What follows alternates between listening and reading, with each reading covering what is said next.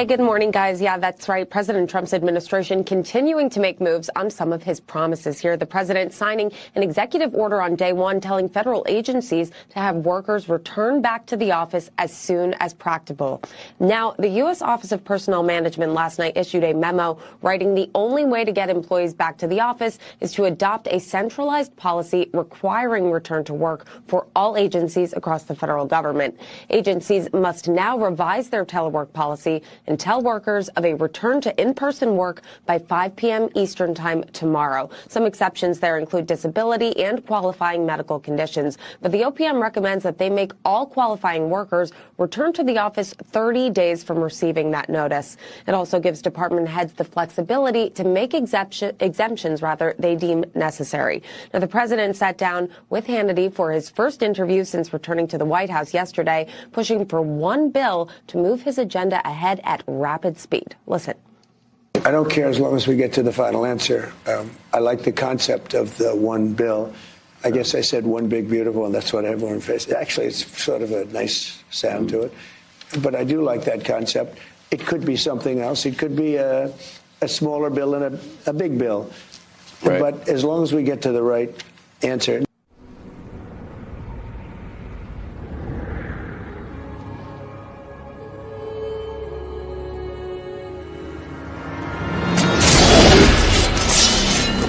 Madman. You're a madman. You threaten my people with slavery and death. Oh, I've chosen my words carefully. Perhaps you should have done the same. This is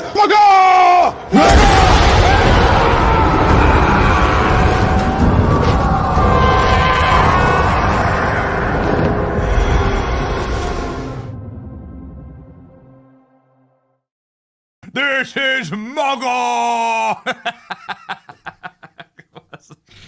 It works. It works. I mean, do you think Donald Trump should grow a beard? I think Donald Trump should grow a beard. Donald Trump is definitely grown a set, and he's going to be walking with a giant wheelbarrow in front of him into the Davos dungeon of globalists, elites, and snakes and vipers in just moments here, ladies and gentlemen. We're going to watch it all live. It's going to be very fun and exciting.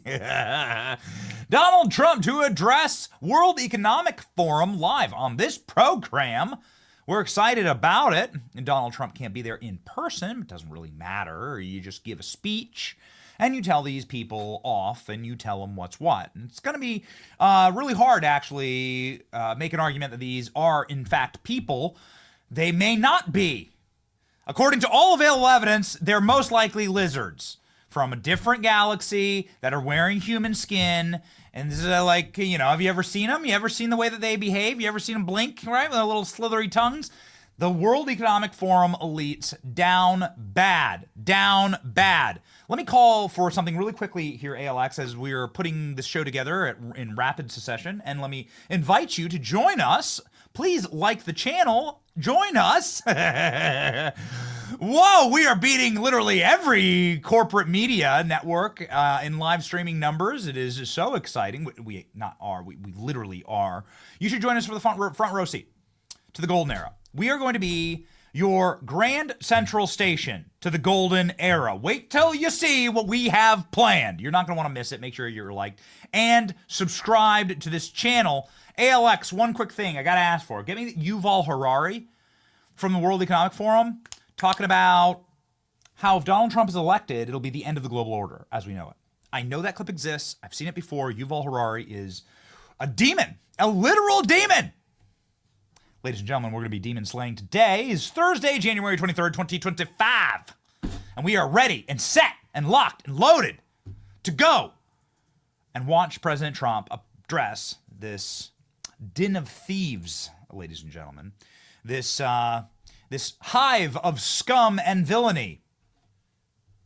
Jerry, that would have been a great meme. Okay, that would have been, get me a Ben Kenobi World Economic Forum meme. Can you, Jerry? Ladies and gentlemen, when I talk to Jerry, if you're new here, Jerry is the official full-time meme maker at this show. We have full-time meme makers, and we actually make memes in real time for our guests. Our guest today is going to be freaking awesome. We have members of Congress who are going to be talking about Donald Trump's agenda, and also Nicole Shanahan, who is running for president with RFK. who's very close with Donald Trump, who's appeared on stage with Donald Trump and Tucker and all the rest. Nicole Shanahan, who I want to run for governor of California. We're going to talk about it on this program live. She'll be joining us live for the first time. We're really excited to have her. We'll also talk about how Donald Trump plans to prosecute Joe Biden. Dun, dun, dun, dun. Joe Biden thought he was getting away with it, and no, sir. Can you prosecute people in nursing homes? I don't know. They tried to go after Joe Biden with his own DOJ, and his own DOJ says, no, man. Joe Biden is mentally broken. We can't prosecute a guy because everyone would be like, oh, wow, let's see, he's mentally handicapped. So no, we're not going to put him in prison. That'd be mean, in fact. We should sentence him to wearing a helmet. Donald Trump said, no, we may actually bring prosecutions against Joe Biden last night. Very interesting. Mass deportations underway all across the United States. So many F around and find out videos. It's so exciting. There are some new ones that are breaking right now, like the Haiti clip. I don't know if we have that in the show, but you got to get that one. And Donald Trump revoking security clearances of globalist snakes. Ooh, it's going to be an exciting show. My name is Benny Johnson, and this is The Benny Show. Okay, baby. As we prepare to watch President Trump in 10 minutes, okay? 10 minutes. Sometimes these things are delayed a little bit, but in 10 minutes, we have the feed up, okay? Nothing's going on right now, but we have the official Davos feed, the first time we've ever done that. We're going to bring you President Trump at Davos and his address to the World Economic Forum. Donald Trump's going to talk about the economy. You should be very concerned about the economy. There are very strange numbers and data coming out of the Biden regime, which of course was completely fake. All the economic data was fake. Every single month was revised downward. There's going to be some treacherous roads ahead. These people are not going to hand over the keys peacefully. And ladies and gentlemen, I think they have schemes afoot, okay? Just make sure that you're investing wisely, okay? Make sure you're investing wisely. Don't get caught in any free fall. Don't get caught in any meme coin hook to a rug pull, okay? Make sure that you are investing soundly, and that is how you actually build real wealth. Invest with my friends at Advantage Gold. Is an A+ rated company, and they're helping patrons protect their wealth for over a decade. Gold is the #1 performing asset in all of the year 2024, and that's for good reason. In economic times that are stressful, gold is what overperforms. It's wild. The charts are all there. It's amazing to see. Advantage Gold is part of that family. They can put together a free guide specifically for you. Ladies and gentlemen, you should give them a call today. 800-900-8000. 800-900-8000. Call them now and shield your retirement from a market meltdown. 800-900-8000. Performance may vary. Always consult your financial and tax professional. All right, here we go. I'm so excited about this. Donald Trump live at Davos. Now, President Trump will be giving this live address from inside of the White House. Here we go. There's an NBC News article on it right here. Trump administration live updates. Trump to virtually address World Economic Forum. Senate could take up votes as soon as today, also on Trump cabinet nominees. They've already got the votes for Marco Rubio. He's in the chur. They're going to be taking the votes, I think, on Agriculture Secretary, Department of Energy Secretary, Pete Hegseth. A little dodgy there. They had to cancel a vote on Pete Hegseth. Not good. Republicans fixing for a primary. President Trump is scheduled to appear virtually in the World Economic Forum in Davos, Switzerland. The participants include over 3,000 public and private sector leaders. Are they really leaders or are they reptiles? I don't know. Time to prove it. Prove it. Blink. Blink. Let me see if you have blink from the side, you know? Like, prove it. Blink into my camera. The Senate could vote on additional Trump nominees today, including John Ratcliffe for CIA director and Kristi Noem for Homeland Security. That's a very good thing. And the second part of the Trump interview for Fox News' Sean Hannity is set to air this evening. We watched the last part last night together, and that's what we're going to be talking about because, boy, Donald Trump saying Joe Biden didn't pardon himself, and that might have been a mistake. We'll play that clip in just a second. I want to get to the last time that Donald Trump addressed the World Economic Forum. Oh man, this is legendary. President Trump, and I believe this is the year 2017. Oh wait, 2020. Okay, so nonetheless, this is early in 2020.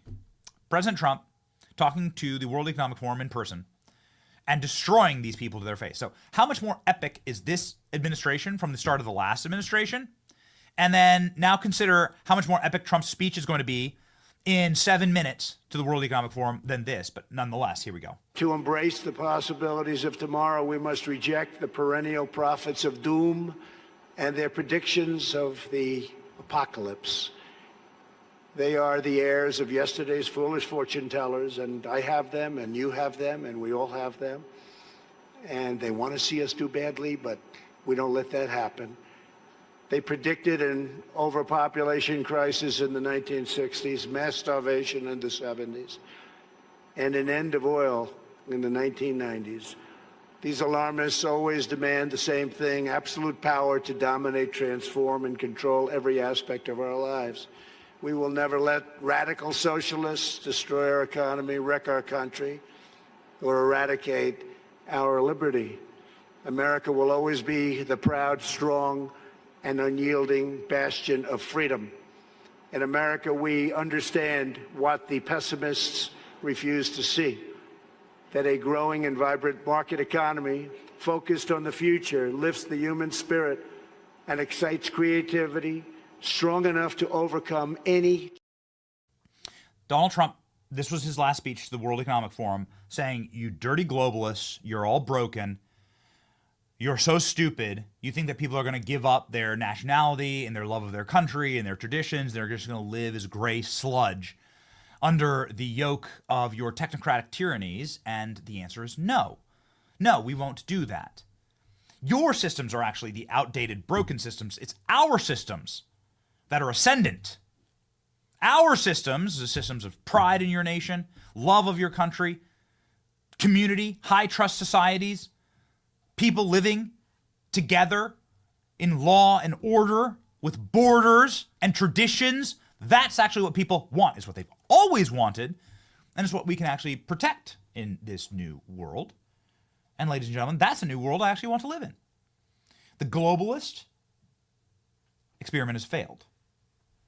And one of the absolute agents of pure demonic horror inside of the World Economic Forum, a guy named Yuval Harari. What's his title?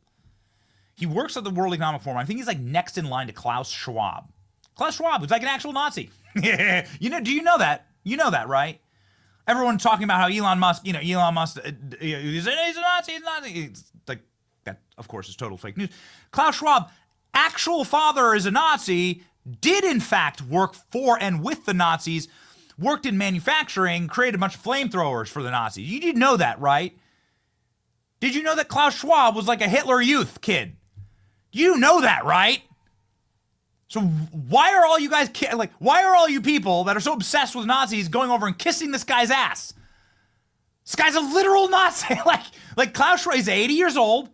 He was born during World War II. His dad literally ran factories for the Nazis. This is true. We've done all the research. So it's like kind of amazing, the turnabout. These people who claim to not like these kind of things. Nonetheless, this is what you're actually getting. You know what Nazi stands for? You know Nazi stands for National Socialist, right? You know that's the abbreviation. It's an abbreviation for a National Socialist, right? This is socialism that Klaus Schwab continues to push. Anyway, he's hired this guy named Yuval Harari, who is a real lunatic. It's a real freak show. This guy's really creepy. He's this creepy guy who like always has these horrible things to say about humanity and God's design and so on. Anyway, here's the guy saying, if Trump gets elected, we're done. We're through. The global order is completely destroyed. Here we go. Are you concerned that Trump might be elected again shortly? I think it's very likely. And if it happens, it is likely to be the kind of like the death blow to what remains of the global order. Yes. And he says it openly. Now, again, it should be clear that many of these politicians, they present a false dichotomy, a false binary vision of the world, as if you have to choose between patriotism and globalism. Yes, you between being loyal to your nation and being loyal to some kind of, global government or whatever. Yeah, you literally do have to make those choices, ladies and gentlemen. Yes, you completely and totally do have to, in fact, make those choices. What are you talking? Do you see where these people are coming from? Do you see that? Oh, you will like it when we rule over you. We are not the bad guys. No. It's just that we were literally members of the Hitler Youth. This is Klaus Schwab. Okay, here we go. Here's Tucker Carlson's Klaus Schwab impression because we're having a fun time roasting Davos right now. Let's go. What does it need to master the future? I think to have a platform where all stakeholders of global society are engaged. We must master the future. Master the future.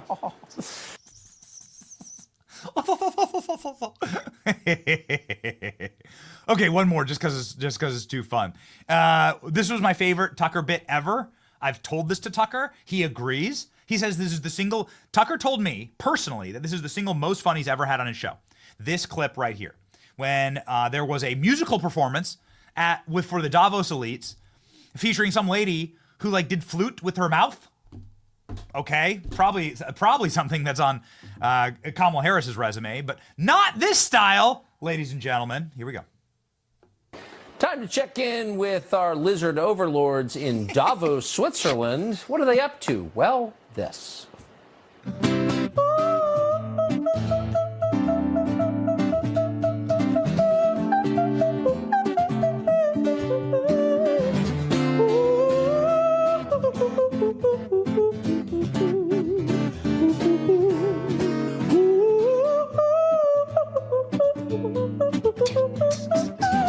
What is she doing? What is this? Ooh, thank you for watching. Ooh. Yeah, those people run the world. They're so impressive. What a bunch of freaks. We appreciate your watching so much. We'll be back tomorrow. Actually, be back Monday, God willing. Have the best weekend with the ones you love. We'll see you then. Oh, man. This is going to be glorious. Donald Trump addressing Davos very soon. What a bunch of freaks. You remember these are the people I told you to eat the bugs, right?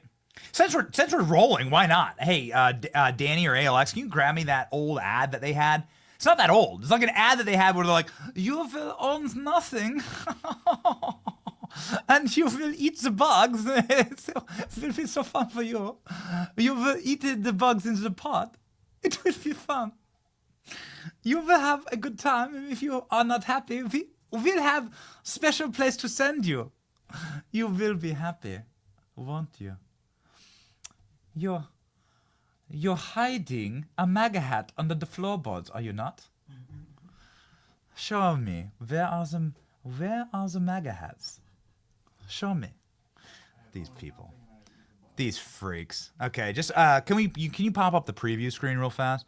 I want to show you guys what's up. So this is where President Trump is going to be in just a moment. He's going to be there digitally. He's at the White House right now, but this is a live feed from Switzerland, a place called Davos.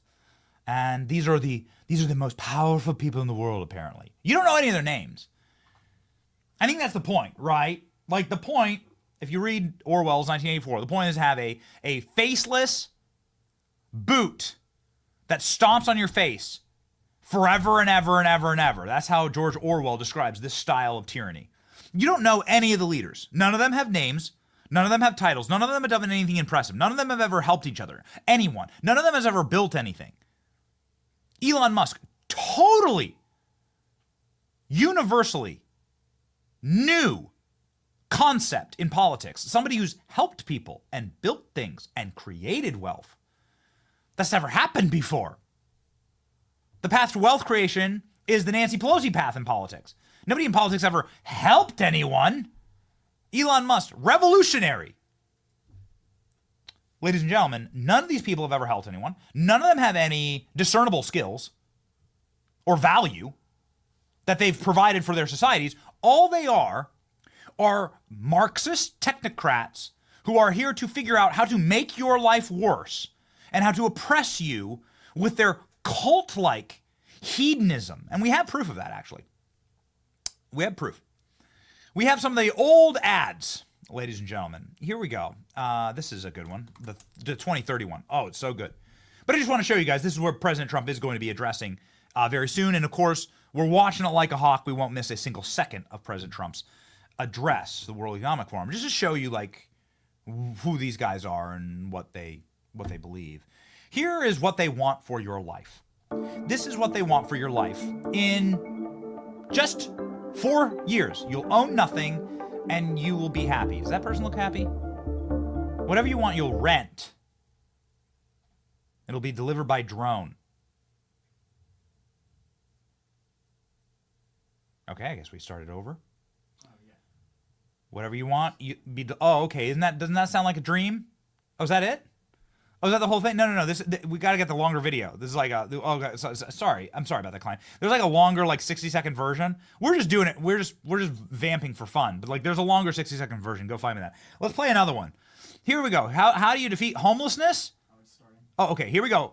Donald Trump, I think, will be addressing Davos in just a moment. It's starting. Here we go. Oh, hello, Mr. Nazi. How do you do? Hello. Oh, here we go. What great honor. What great honor and pleasure to welcome you back to the Davos community. Just 4 days into your new mandate, we highly appreciate your presence with us today. We wish you all the best as you take on your critical work ahead. The global challenges we face today are monumental. The importance of American leadership and your personal leadership in this regard is fundamental and paramount.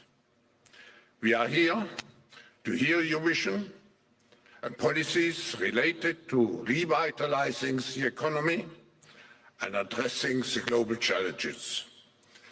As you might expect, Mr. President, your return to office and your forthcoming policies have been at the focus of our discussions this week. The discussions among 3,000 political and business leaders from over 130 countries who came together here in Davos. We look forward to hearing first from you and then to the follow-up discussion with business leaders, moderated by my colleague Børge Brende. Ladies and gentlemen, the President of the United States, Donald J. Trump.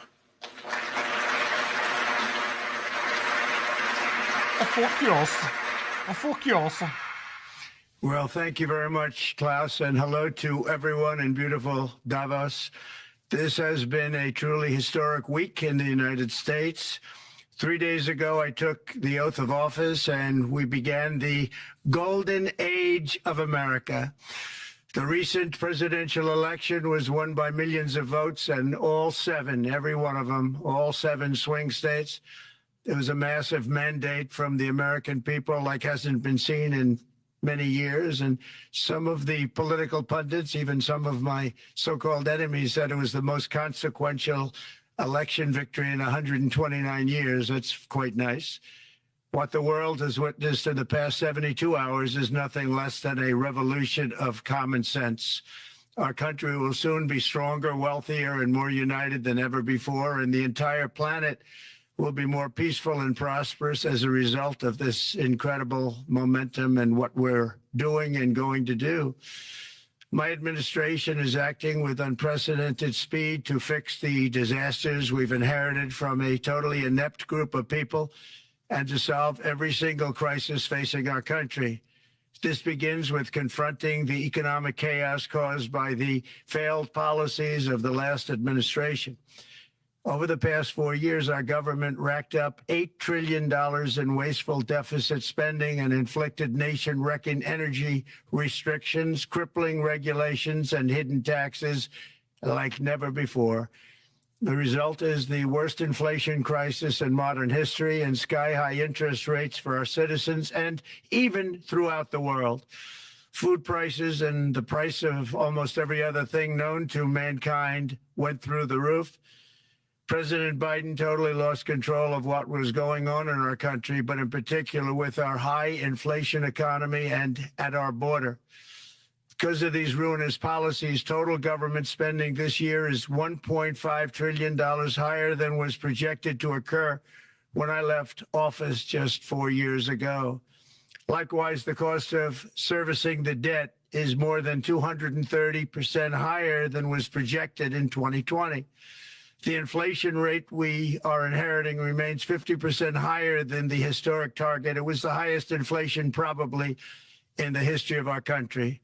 That's why from the moment I took office, I've taken rapid action to reverse each and every one of these radical left policies that created this calamity, in particular with immigration, crime, and inflation. On day one, I signed an executive order directing every member of my cabinet to marshal all powers at their disposal to defeat inflation and reduce the cost of daily life. I imposed a federal hiring freeze, a federal regulation freeze, a foreign aid freeze, and I created the new Department of Government Efficiency. I terminated the ridiculous and incredibly wasteful Green New Deal. I call it the Green New Scam. Withdrew from the one-sided Paris Climate Accord and ended the insane and costly electric vehicle mandate. We're going to let people buy the car they want to buy. I declared a national energy emergency, and it's so important, national energy emergency to unlock the liquid gold under our feet and pave the way for rapid approvals of new energy infrastructure. The United States has the largest amount of oil and gas of any country on earth, and we're going to use it. Not only will this reduce the cost of virtually all goods and services, it'll make the United States a manufacturing superpower and the world capital of artificial intelligence and crypto. My administration has also begun the largest deregulation campaign in history, far exceeding even the record-setting efforts of my last term. In total, the Biden administration imposed $50,000 in additional regulatory costs on the average American household over the last 4 years. I have promised to eliminate 10 old regulations for every new regulation, which will soon put many thousands of dollars back in the pockets of American families. To further unleash our economy, our majorities in the House and Senate, which we also took along with the presidency, are going to pass the largest tax cut in American history, including massive tax cuts for workers and family, and big tax cuts for domestic producers and manufacturers. And we're working with the Democrats on getting an extension of the original Trump tax cuts, as you probably know, by just reading any paper. My message to every business in the world is very simple. Come make your product in America, and we will give you among the lowest taxes of any nation on earth. We're bringing them down very substantially, even from the original Trump tax cuts. But if you don't make your product in America, which is your prerogative, then very simply you will have to pay a tariff, differing amounts, but a tariff which will direct hundreds of billions of dollars and even trillions of dollars into our treasury to strengthen our economy and pay down debt. Under the Trump administration, there will be no better place on earth to create jobs, build factories, or grow a company than right here in the good old USA. Already Americans' economic, you can see this, I think, maybe even in your wonderful, wonderful room that you're all gathered together, so many of my friends, but Americans, the economic confidence is soaring like we haven't seen in many, many decades, maybe not at all. Upon my election, it was just announced that small business optimism skyrocketed by 41 points in a single month. That's the highest ever. There's never been anything like that. SoftBank has announced between a $100 and $200 billion investment in the U.S. economy because of the election result. And just 2 days ago, Oracle, SoftBank, and OpenAI announced a $500 billion investment in AI infrastructure. Other companies likewise have announced billions and billions and billions, adding up to trillions. of investment in America, in the United States. And it's also reported today in the papers that Saudi Arabia will be investing at least $600 billion in America. But I'll be asking the Crown Prince, who's a fantastic guy, to round it out to around $1 trillion. I think they'll do that because we've been very good to them. And I'm also going to ask Saudi Arabia and OPEC to bring down the cost of oil. You got to bring it down, which, frankly, I'm surprised they didn't do before the election. That didn't show a lot of love by them not doing it. I was a little surprised by that. If the price came down, the Russia-Ukraine war would end immediately. Right now, the price is high enough that that war will continue. You got to bring down the oil price. You got to end that war. They should have done it long ago. They're very responsible, actually, to a certain extent, for what's taking place. Millions of lives are being lost. With oil prices going down, I'll demand that interest rates drop immediately. And likewise, they should be dropping all over the world. Interest rates should follow us. All over, the progress that you're seeing is happening because of our historic victory in a recent presidential election, one that has become quite well known throughout the world. I think a lot of things are happening to a lot of countries. They say that there's light shining all over the world since the election, and even countries that we aren't particularly friendly with are happy because they understand what there is a future and how great the future will be. Under our leadership, America is back and open for business. And this week, I'm also taking swift action to stop the invasion at our southern border. They allowed people to come in at levels that nobody's ever seen before. It was ridiculous. I decided and declared to do, and very, very importantly, a national emergency on our border, immediately halted all entry of illegal border crossers, of which there were many, and began promptly returning the illegal trespassers back to the place from which they came. That action, as you've probably seen, has already started very strongly. I've deployed active duty U.S. military and National Guard troops to the border to assist in repelling the invasion. It was really an invasion. We will not allow our territory to be violated. After 4 long years, the United States is strong and sovereign and a beautiful nation once again. It's a strong, sovereign nation. In addition, I'm pleased to report that America is also a free nation once again. On day one, I signed an executive order to stop all government censorship. No longer will our government label the speech of our own citizens as misinformation or disinformation, which are the favorite words of censors and those who wish to stop the free exchange of ideas and, frankly, progress. We have saved free speech in America, and we've saved it strongly. With another historic executive order this week, I also ended the weaponization of law enforcement against the American people and, frankly, against politicians, and restored the fair, equal, and impartial rule of law. My administration has taken action to abolish all discriminatory diversity, equity, and inclusion nonsense. And these are policies that were absolute nonsense throughout the government and the private sector. With the recent yet somewhat unexpected great Supreme Court decision just made, America will once again become a merit-based country. You have to hear that word, merit-based country. And I've made it official, an official policy of the United States, that there are only 2 genders, male and female. And we will have no men participating in women's sports, and transgender operations, which became the rage, will occur very rarely. Finally, as we restore common sense in America, we're moving quickly to bring back strength and peace and stability abroad. I'm also going to ask all NATO nations to increase defense spending to 5% of GDP, which is what it should have been years ago.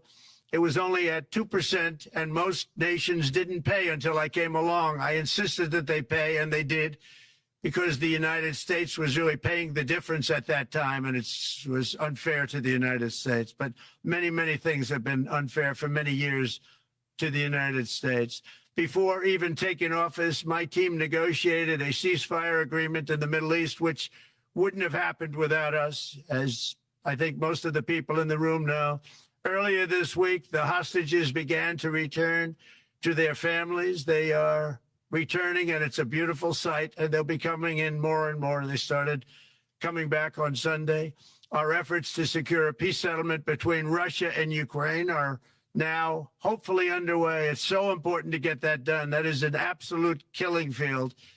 Millions of soldiers are being killed. Nobody's seen anything like it since World War II. They're laying dead all over the flat fields. It's a flat field farmland, and there's millions of Russians and millions of Ukrainians, and nobody's seen anything like it since World War II. It's time to end it. And here in America, we have big events coming up.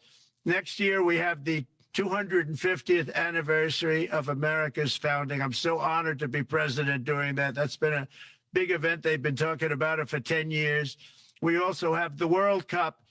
And I understand Gianni's in the room. Infantino, he was very instrumental in helping us get it. He's there with you someplace, I think. And I want to thank him for that. And then we have the Olympics coming up, which I was instrumental in getting also in my first term. And who would have known that by skipping a term, I would get the Olympics? I was upset. I said, you know, I got the Olympics to come and I won't be president. But it turned out through a stroke of luck, or whatever you might call it, that I'm going to be president during the World Cup and the Olympics and the 250th anniversary. So that's going to be 3 big events. And we've accomplished more in less than 4 days. We have really been working 4 days than other administrations have accomplished in 4 years. And we're just getting started. It's really an amazing thing to see, and the spirit and the light over our country has been incredible. Under the last administration, our nation has suffered greatly, but we're going to bring it back and make it greater, bigger, stronger, better than ever before. I want to thank everybody for being with you. I would have been there myself, except the inauguration was 2 days ago. I thought it might be a little bit quick to make it the first stop, but we'll get there one day. We hope to get there. But I do appreciate, I heard the audience is fantastic, and many of my friends are in the audience, and I will be taking questions now from some very distinguished people. Thank you all very much.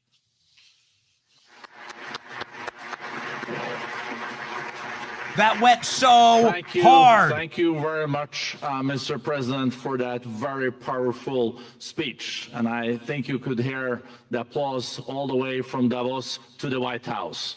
But next year it will be even better, because then you can get the applause here in Davos. So we wish you welcome to our village next year. We hope to see you. Thank you very much. So, Kissing his you also ass. know, Mr. President, that you open up for interaction here. We have a great panel with some of the most distinguished business people in the world. Let me start with someone that you know really well, that I think is almost a neighbor of you in Florida. Mr. Steve Schwartzman, Chairman, CEO, and co-founder of Blackstone Group. So, Steve, floor is yours. Well, Mr. President, I'm sure the Crown Prince of Saudi Arabia will be really glad you gave this speech today.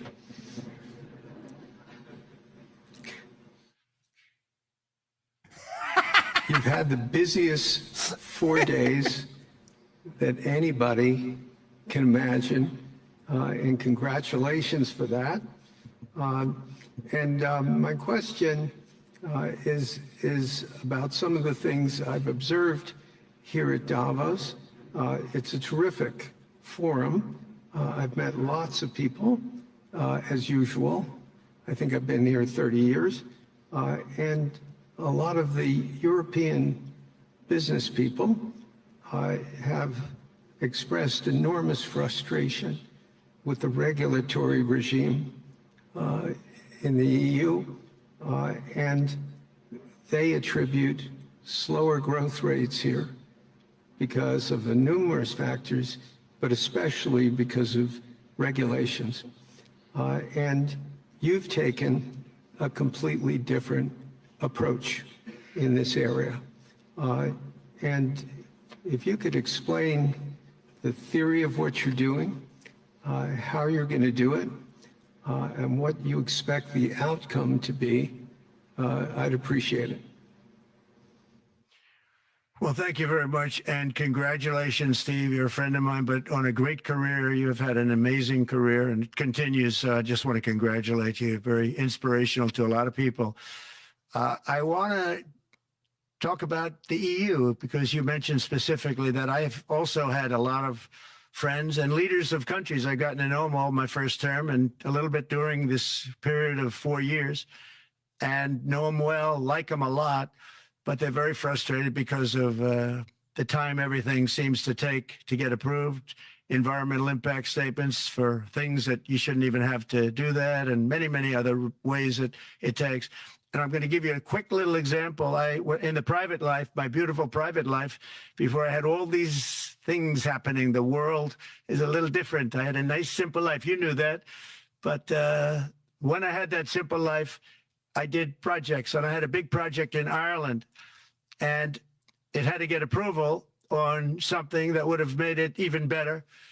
And I got the approval from Ireland in a period of a week. And it was a very, very, very efficient, good approval. And they informed me, though, the problem is you're going to have to get it from the EU, and we think that'll take 5 to 6 years. And I said, you have to be kidding. And this was before politics. And I said, wait a minute, it's not that important. I don't want to go 5 or 6 years, but it would have been a big investment. It would have been nice, and it would have been good for the project. And I sent the people to the EU to see if they could speed it up. And basically it was a 5 or 6 year wait just to get a simple approval that Ireland gave me in a period of literally not much more than a week. And I realized right then, that was the first time I really was involved with the EU, but I realized right then that's a problem, and I didn't even bother applying to do it. Or if I did, I pulled it very quickly. I have to be very accurate because I don't want to be criticized. He did apply, actually. No, I want to be very accurate.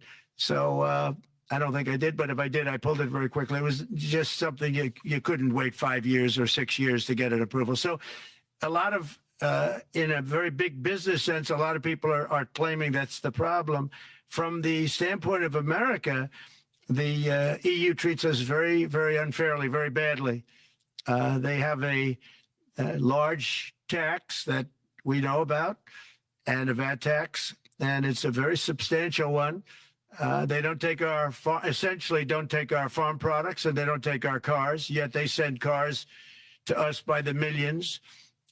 They put tariffs on things that we want to do. Like, for instance, I think they actually, in terms of these are non-economic or non-monetary tariffs, and those are very bad, and they make it very difficult to bring products into Europe, and yet they expect to be selling, and they do sell their products in the United States. So we have, hundreds of billions of dollars of deficits with the EU. And nobody's happy with it, and we're going to do something about it, but nobody's happy with it. So I think the EU has to speed up their process. Friends of mine that are in some of the nations within the EU, great people, they want to be able to compete better, and you can't compete when you can't go through the approval process fast. There's no reason why it can't go faster. So, I'm trying to be constructive because I love Europe. I love the countries of Europe, but the process is a very cumbersome one. And they do treat the United States of America very, very unfairly with the VAT taxes and all of the other taxes they impose. One other, just to finish up, I got a call from the head of a major airline, one of the biggest airlines in the world. And he said, sir, could you help us? What? Landing in Europe is brutal. They charge us fees for everything, and it's so unfair. I said, how does it compare to China? He said, it's much worse. And the other thing, as you know, they took court cases with Apple, and they supposedly won a case that most people didn't think was much of a case. They won 15 or 16 billion from Apple. They won billions from Google. I think they're after Facebook for billions and billions. These are American companies, whether you like them or not. They're American companies, and they shouldn't be doing that. And that's, as far as I'm concerned, it's a form of taxation. So we have some very big complaints with the EU. Thank you. Thank you very much, Mr. President. We'll now go to one of your friends in the EU, Patrick Pouyanné. He's the chairman and CEO of Total Energies. I guess you have a question ready, Patrick, for the president. Mr. President, as we understand, energy is at the top of your agenda, and it's an honor for me to represent the energy industry tonight. In this panel, Total Energies is indeed the fourth largest oil and gas and electricity company in the world. I will not ask you a question about the oil price. It's quite clear what you expect from us. I will more go to gas more.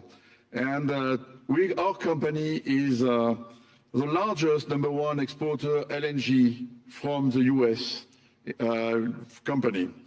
We are a strong contributor to, and we invest in a mammoth LNG projects in Texas, $20 billion. It's far from 200, but it's $20 billion. And we contribute with that to security of supply to Europe as we export this LNG to Europe. Some experts fear that if there are too many projects developed in the US on LNG, this could have an inflationary impact on the US domestic gas price. And they recommend a pause on these projects. I would ask you the following question. What are your views about such a pause on investments on LNG in the US? What would happen if you would observe an increased domestic gas price because of these exports?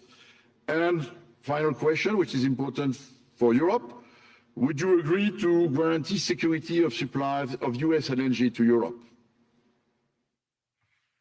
Well, on the last part of your question, yes, I would. I would make sure that you get it. If we make a deal, we make a deal, you'll get it. Because a lot of people do have that problem. They make a deal and then it can't get supplied because of war-type problems and other problems. So we would absolutely do that. LNG is very interesting because when I took office for the first term, one of the first things I looked at was there were two very massive plants in Louisiana, a state that has been very good to me, won it by many, many points. And I felt strongly indebted to it, actually. And they said there are two plants that have been under environmental consideration for more than 10 years. And they were costing, as you say, you know how expensive those plants are, but they were costing like 12 billion and I think 14 or 15 billion, but they couldn't get their permits. They were in review for years, many, many years, like a decade or more. And I said, so ridiculous. I know so much about that because in the construction industry, I had to go through it too, but I got good at it after a while. But I saw the projects, and you're talking about a total investment of 25 to $30 billion, and it looked like it was going to end. They couldn't get their permits, and I got them done in less than a week. It was done, completed. In fact, when they called them to announce that it was done, the countries, largely countries, Japan was involved and another country and some very big investors, they couldn't believe it. They actually couldn't believe it. And I said, just do yourself one favor. Don't pay any consultants because the only one that got it done was me. I got it done because it was the right thing to do for the U.S. and for the world. But the consultants had nothing to do with it. You know, the consultants go in and they say, give us millions of dollars because Trump did it. Nobody called me about it. I just heard it was a problem for years. And I got it done because it was the right thing to do for the U.S. and the right thing to do for beyond. It had to do with energy, very important. So I think it's very important. I think I disagree with one. I think the more that you do, the lower the price is going to go. And what I'd like to see is rapid approvals. We're going to give very rapid approvals in the United States, like with the AI plants, talking to many people want to build them. That's going to be a very big thing. We're going to build electric generating facilities. They are going to build. I'm going to get them the approval. Under emergency declaration, I can get the approvals done myself without having to go through years of waiting. And the big problem is we need double the energy we currently have in the United States. Can you imagine? For AI to really be as big as we want to have it, because it's a very competitive, it'll be very competitive with China and others. So I'm going to give emergency declarations so that they can start building them almost immediately. And I think it was largely my idea because nobody thought this was possible. It wasn't that they were not smart because they're the smartest, but I told them that what I want you to do is build your electric generating plant right next to your plant as a separate building connected. And they said, wow, you're kidding. And I said, no, I'm not kidding. You don't have to hook into the grid, which is old and, could be taken out. If it's taken out, they wouldn't have any way to get any electricity. So we are going to allow them to go on a very rapid basis to build their plant, build the electric generating plant. They can fuel it with anything they want, and they may have coal as a backup, good, clean coal. If there were a problem with a pipe coming in, as an example, you're going with gas, oil or gas, and a pipe gets blown up or for some reason doesn't work, there are some companies in the U.S. that have coal sitting right by the plant so that if there's an emergency, they can go to that short-term basis and use our very clean coal. So that's something else that a lot of people didn't even know about. But nothing can destroy coal, not the weather, not a bomb, nothing. It might make it a little smaller, might make it a little different shape, but coal is very strong as a backup. It's a great backup to have that facility, and it wouldn't cost much more money. And we have more coal than anybody. We also have more oil and gas than anybody. So we're going to make it so that the plants will have their own electric generating facilities attached right to their plant. They don't have to worry about a utility. They don't have to worry about anything. And we're going to get very rapid approvals. Thank you. Thank you so much, Mr. President. We'll now go to another CEO that you know very well, Brian Moynihan, the CEO and chair of Bank of America. Good afternoon, Mr. President, and congratulations and obviously an eventful week for you and your family. If you remember 5 years ago, you came here and we walked among 150 CEOs from all over the world and you engaged with them about your policies and your procedures. This year you're not here, and yet this week was eventful from the orders that you mentioned earlier, literally a wave of orders coming out on immigration, on trade, and many other matters. And so as a representative of the United States here, we got a lot of questions about what does all this mean and how would the president square this with his clear focus on growth, prosperity, market growth, stock market growth, a good bond market, and bringing down prices. So how do you think about the impact of all these orders and how fast they come out and how you're going to balance them with that scorecard of being successful in both continuing GDP growth, bringing down inflation, and also having a good stock price appreciation for the American citizen? Well, I think it's going to actually bring down inflation. It's going to bring up jobs. We're going to have a lot of jobs. We're going to have a lot of companies moving in. Brian, we're at 21%. It was at 40%, and I got it down to 21%, the corporate tax. And it was actually, if you look at state and city, it was in many cases much higher than 40%. I got it down to 21%.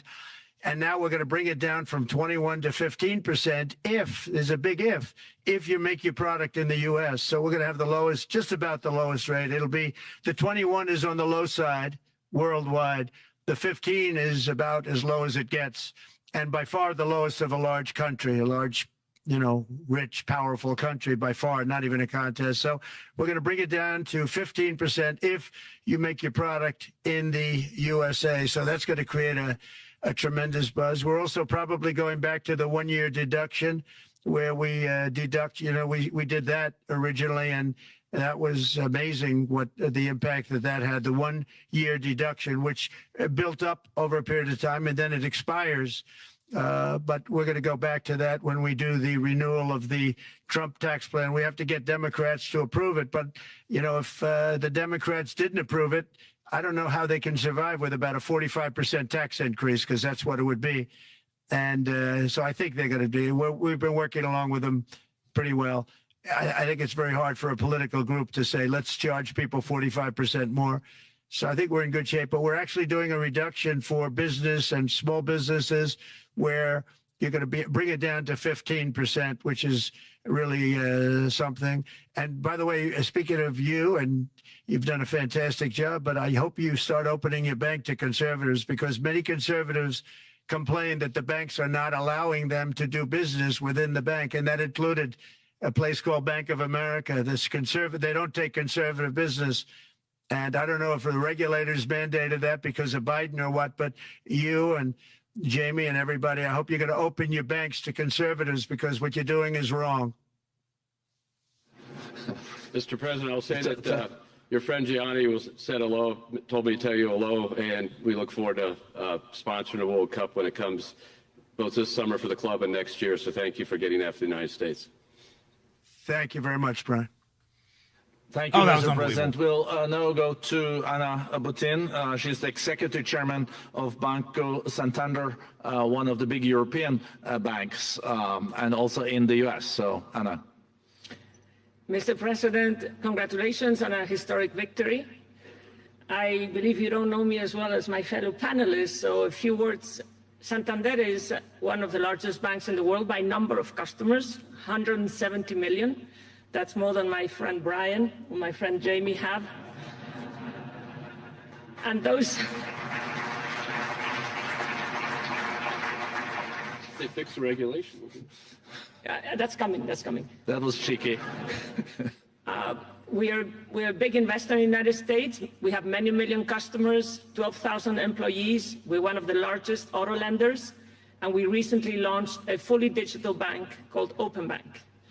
We strongly believe banks have a pivotal role in the economy, and we can accelerate growth and help many more customers. That's what we're doing in the United States. So, as Brian pointed out, we very much welcome your focus on deregulation and reducing bureaucracy. So my question is, what are your priorities in this regard, and how fast is this going to happen? Thank you very much. I think it's going to, thank you and congratulations. I know very much about your bank, and you've done a fantastic job. Congratulations. We are going to move very quickly. We've moved very quickly. We've done things in the last 3 days that nobody thought were possible to do in years. And it's all taking effect. It's going to have a huge impact on the economy, a huge positive impact. Money was being wasted on crazy things. I mean, the Green New Deal was such a total disgrace, how that was perpetrated. And it was conceived of by people that were average students, less than average students, I might add, and never even took a course in energy or the environment. It was just a game. Remember, the world was going to end in 12 years. Remember that? Well, the 12 years has come and gone. It was going to end. It was going to all foam into earth.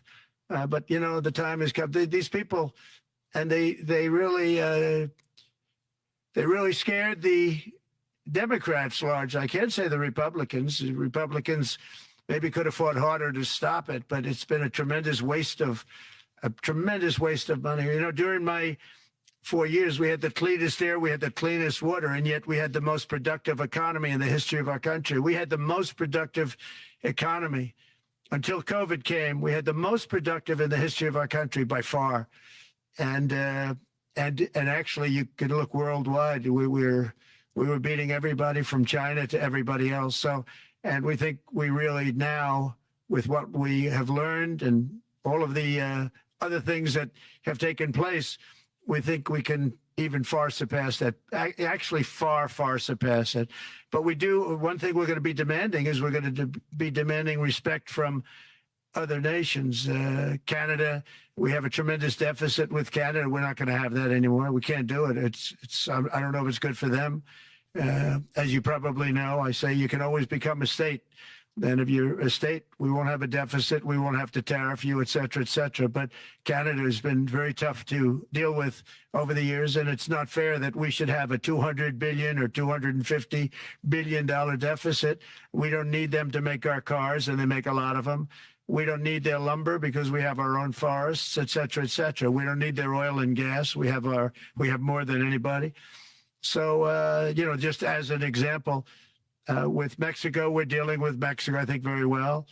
And we're just, you know, we just want to be treated fairly with other nations, because there's hardly a nation in the world, and I blame this on us, and I blame it on politicians that, for some reason, probably mostly it's stupidity, but you could also say other reasons, but mostly stupidity. They've allowed other nations to take advantage of the U.S., and we can't allow that to happen anymore. You know, we have debt. It's a very small debt when you compare it to the value of the assets that we have. But we don't want to do that. We want to just have debt be obliterated, and we'll be able to do that fairly rapidly. And a lot of good things are going to happen. And honestly, good things are going to happen for the world, and good things are going to happen for the people that are dealing with us, allies and beyond allies. One thing very important, I really would like to be able to meet with President Putin soon and get that war ended. And that's not from the standpoint of economy or anything else. It's from the standpoint of millions of lives are being wasted. Beautiful young people are being shot in the battlefield. You know, the bullet, very flat land, as I said, and the bullet goes, there's no hiding. And a bullet, the only thing going to stop the bullet is a human body. And you have to see, I've seen pictures of what's taken place. It's a carnage, and we really have to stop that war. That war is horrible. And I'm not talking economy. I'm not talking economics. I'm not talking about natural resource. I'm just talking about there's so many young people being killed in this war. And that's not including the people that have been killed as the cities are being, knocked down building by building. So we really should get that stopped. Likewise, in the Middle East, I think we've made a lot of progress in the Middle East, and I think that's gonna come along pretty well. Thank you. Thank you, Mr. President. So we know that the most consequential relationship in the world is between the U.S. and China. U.S. 28% of the global economy, China close to 20. That's almost half of the global GDP. And we know that you called President Xi Jinping last Friday. We heard that you had a good discussion. How do you see the relationship between the U.S. and China in the next 4 years under your leadership? He called me, but I see it very good. I think that we're going to have a very good relationship. All we want is fairness. We just want a level playing field. We don't want to take advantage. We've been having massive deficits with China. Biden allowed it to get out of hand. He's $1.1 trillion deficit. It's ridiculous. And it's just an unfair relationship. And we have to make it just fair. We don't have to make it phenomenal. We have to make it a fair relationship. Right now, it's not a fair relationship. The deficit is massive, as it is with other countries, a lot of Asian countries, actually. But we have deficits that are very big, and we can't keep doing that. So we're not going to keep doing that. But I like President Xi very much. I've always liked him. We always had a very good relationship. It was very strained with COVID coming out of Wuhan. Obviously, that strained it. I'm sure it strained it with a lot of people, but that strained our relationship. But we always had a great relationship, I would say, and we look forward to doing very well with China and getting along with China. Hopefully, China can help us stop the war with, in particular, Russia, Ukraine. And they have a great deal of power over that situation. And we'll work with them. And I mentioned that during our phone conversation with President Xi. And hopefully we could work together and get that stopped.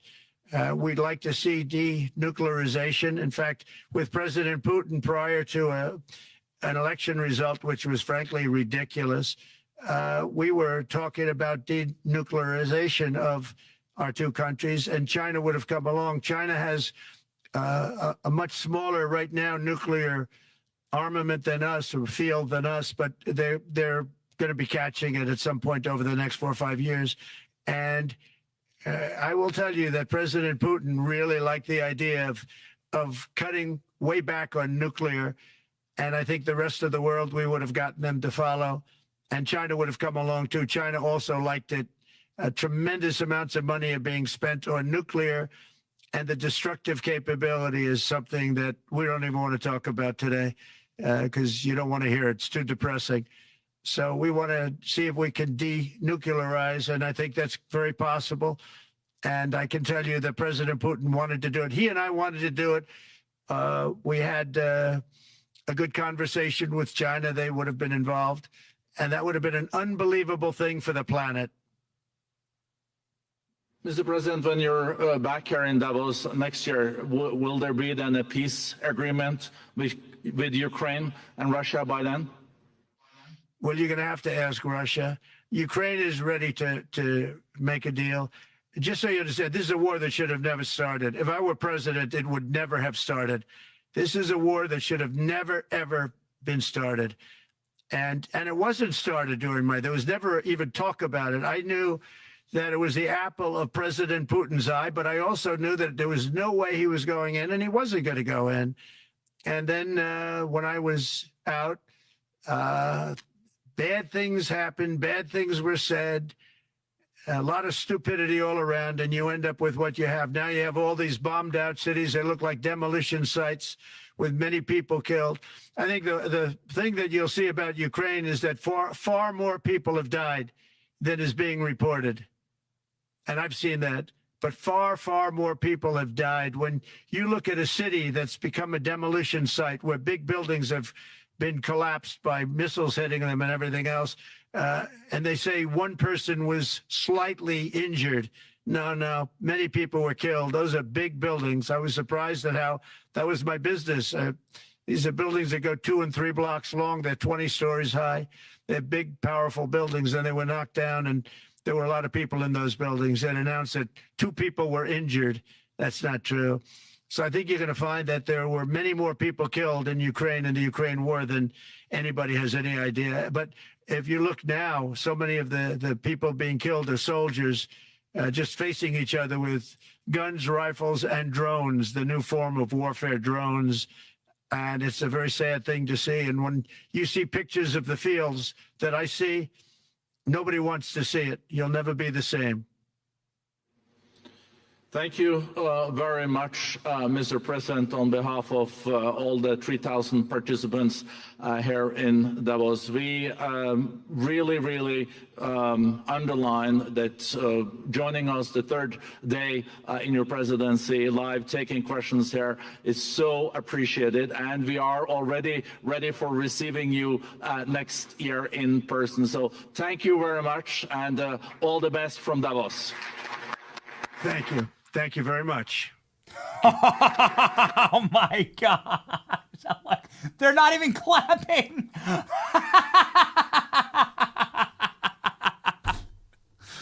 It's like they were all just handed a termination notice. And I'd like to say, under each and every single one of your chairs, please, you will find an envelope.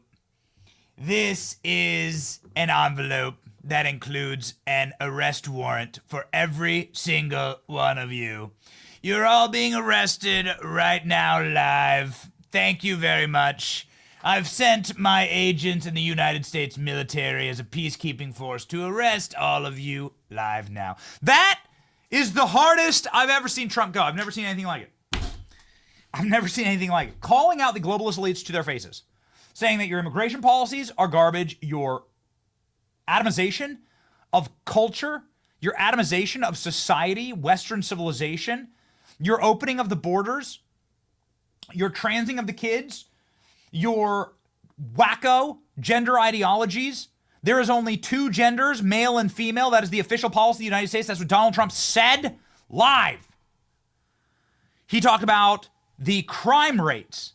He talked about the massive indifferences in global trade, how America gets ripped off by the European Union, how it's stopping now, how Xi Jinping of China, he called me actually.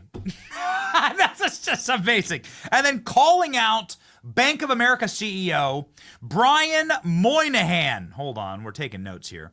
Brian Moynihan is his name.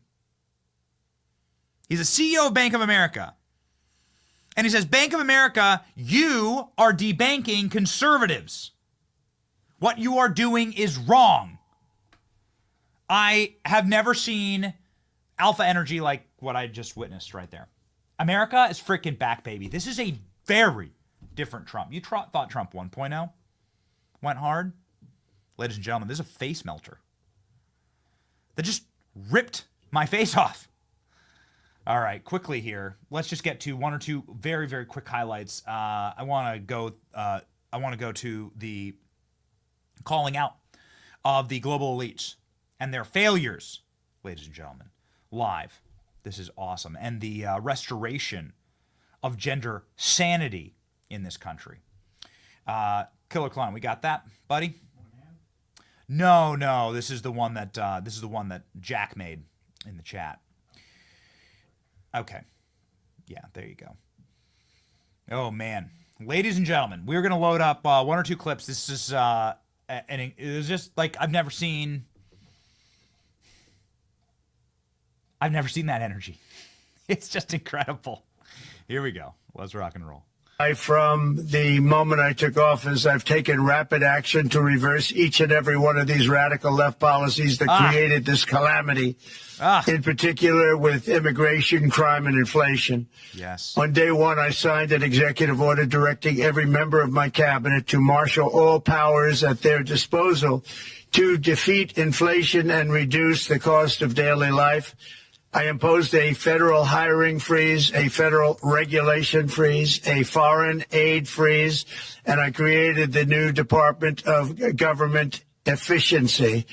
I terminated the ridiculous and incredibly wasteful Green New Deal. I call it the Green New Scam. Withdrew from the one-sided Paris Climate Accord and ended the insane and costly electric vehicle mandate. We're going to let people buy the car they want to buy.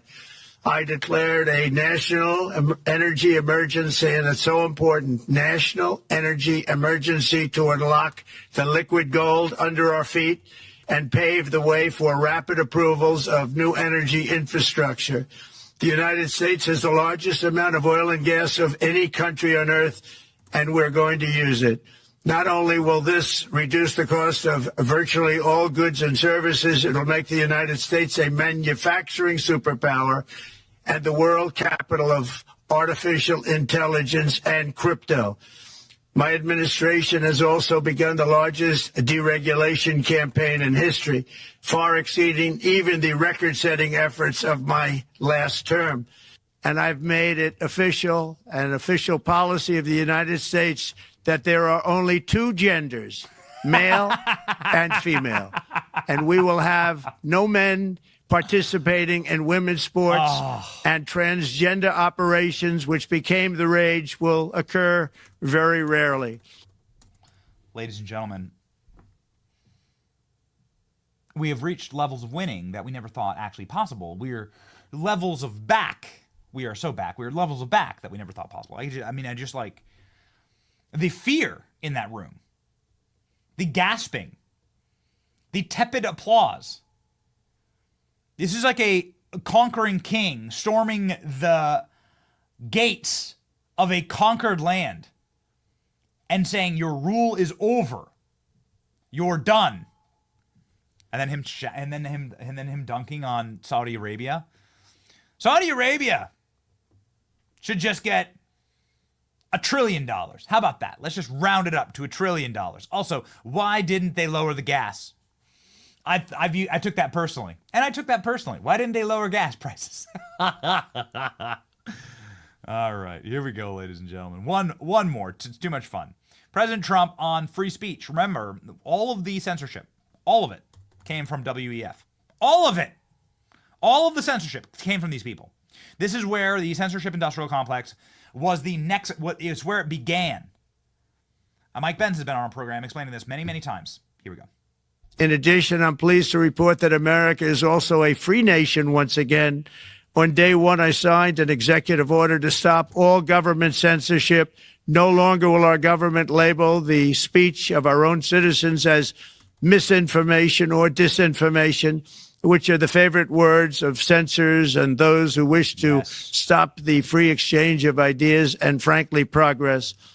We have saved free speech in America, and we've saved it strongly. There's a clip. Danny, I know you got it. There's a clip. Producer Danny is a freaking legend. He was the guy who manned this chair, which is quite a chair to man. He was live for like 6-7 hours, I think, like straight on Inauguration Day. Danny's such a freaking G. Anyway, follow him. But Danny's also a producer at this company and very talented. Danny, I know there's a clip of some lady at the World Economic Forum being like, it's really important that the truth doesn't get out. Like her talking about like overt censorship, like and how dangerous the truth is. I know. I don't know exactly who the lady was, but it's a clip that we've used before. There it is. Yes. So fast. We need to recalibrate human rights, like freedom of speech.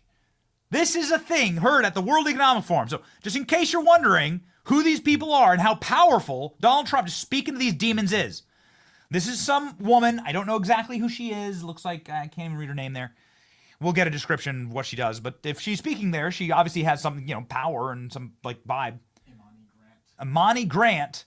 Here's what the World Economic Forum thinks about your freedom of speech. So just to show how ballsy Donald Trump is here. Let's rock and roll.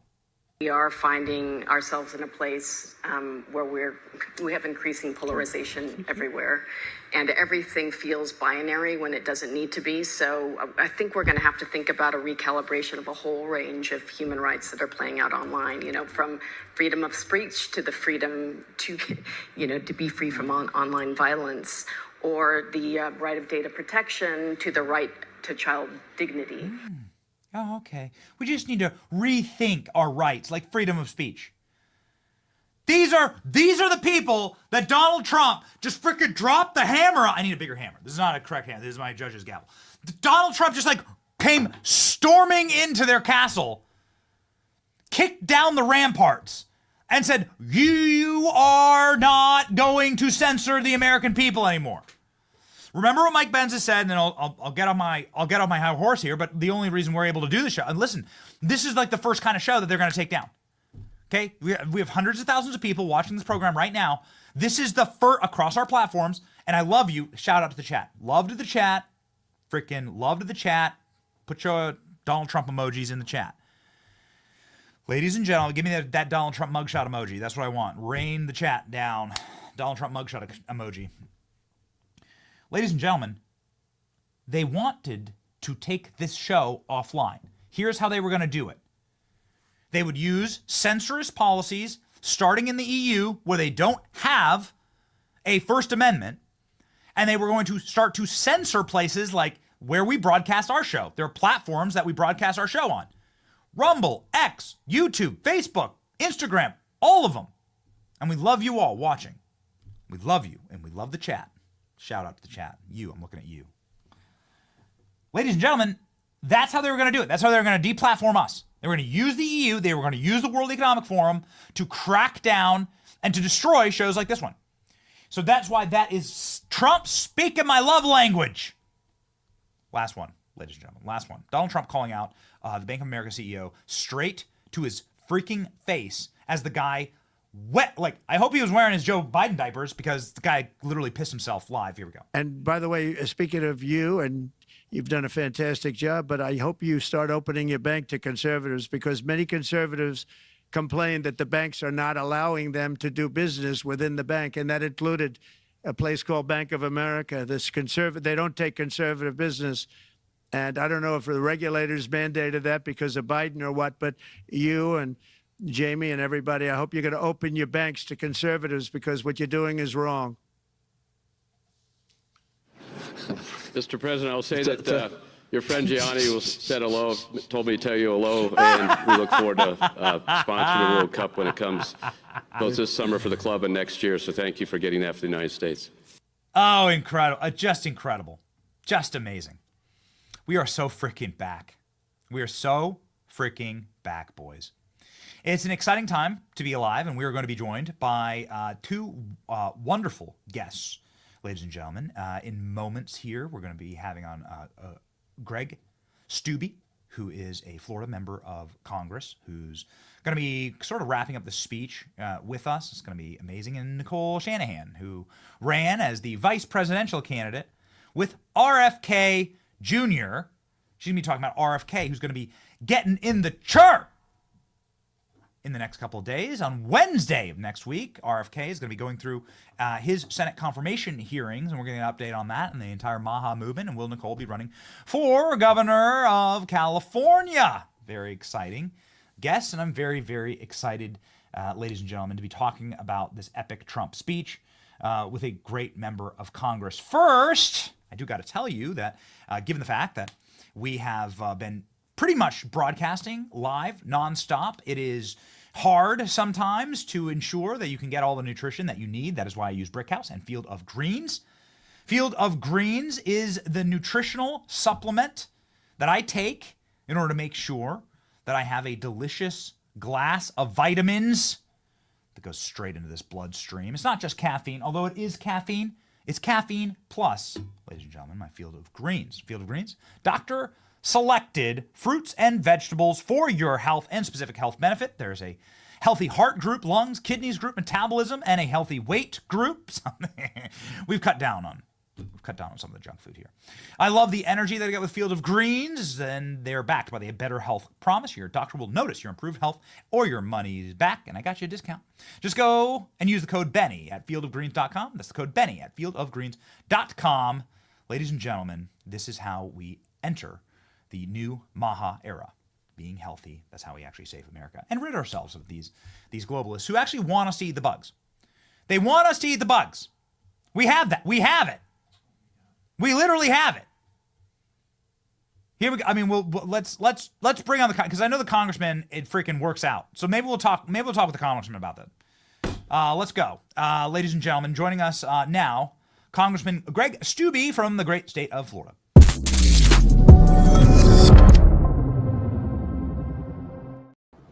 Congressman, I know you're a man who enjoys yourself a nice red piece of bloody steak. But I'm not eating bugs, Benny. World Economic Forum. I'm not eating bugs. They want to see. I'm not doing it.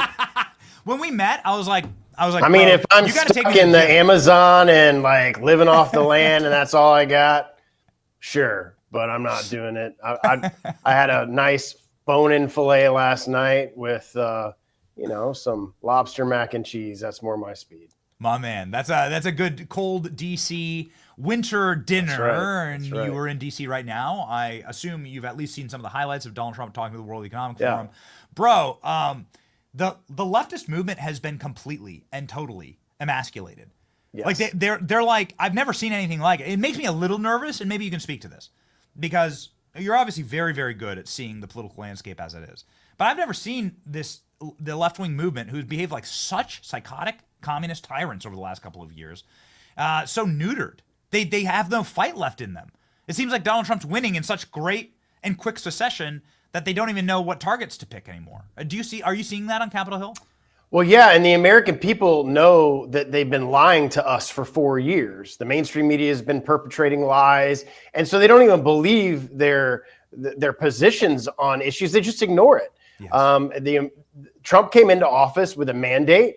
He was very clear about what he was going to do and when he was going to do it. Everything from immigration to energy to the J6ers, you name it. He talked about it. He said he was going to do it on day one, and he did it. And nobody, 90% of America is not surprised today. But you're right. Mainstream media is losing their mind. The left is losing their mind. And what's interesting is it's just like nobody cares. It's a great day in America because America is back. America's strength on the world forum and the world stage is back. And nobody cares what these crazy leftists on CNN or MSNBC are talking about anymore. Trump is all about action. He's all about getting things done. He's all about moving this country forward. And it's an exciting time to be in Washington. Yeah. When I first got elected, Trump was president, but we lost the House. So freaking Nancy Pelosi was in charge. And then Schumer was in the Senate. So you really couldn't get anything done. And it was impeachment hoax after impeachment hoax. And this is my first time in Congress where you've got strength and a Republican leader in the White House. You've got a Republican Senate and a Republican House. And I'm just excited about what Trump's doing. He's just doing it himself. Like I passed the women's sports bill, but he just did it by executive order. Now we still need to pass that bill, but he's doing those things that we need to do by executive order. And so like all of these things are happening at warp speed. It's awesome to watch. So that must have been a moment where you stood up out of your chair and cheered when Trump's like, yeah, it's the official policy now that there's just two genders, male and female. That's how God made them.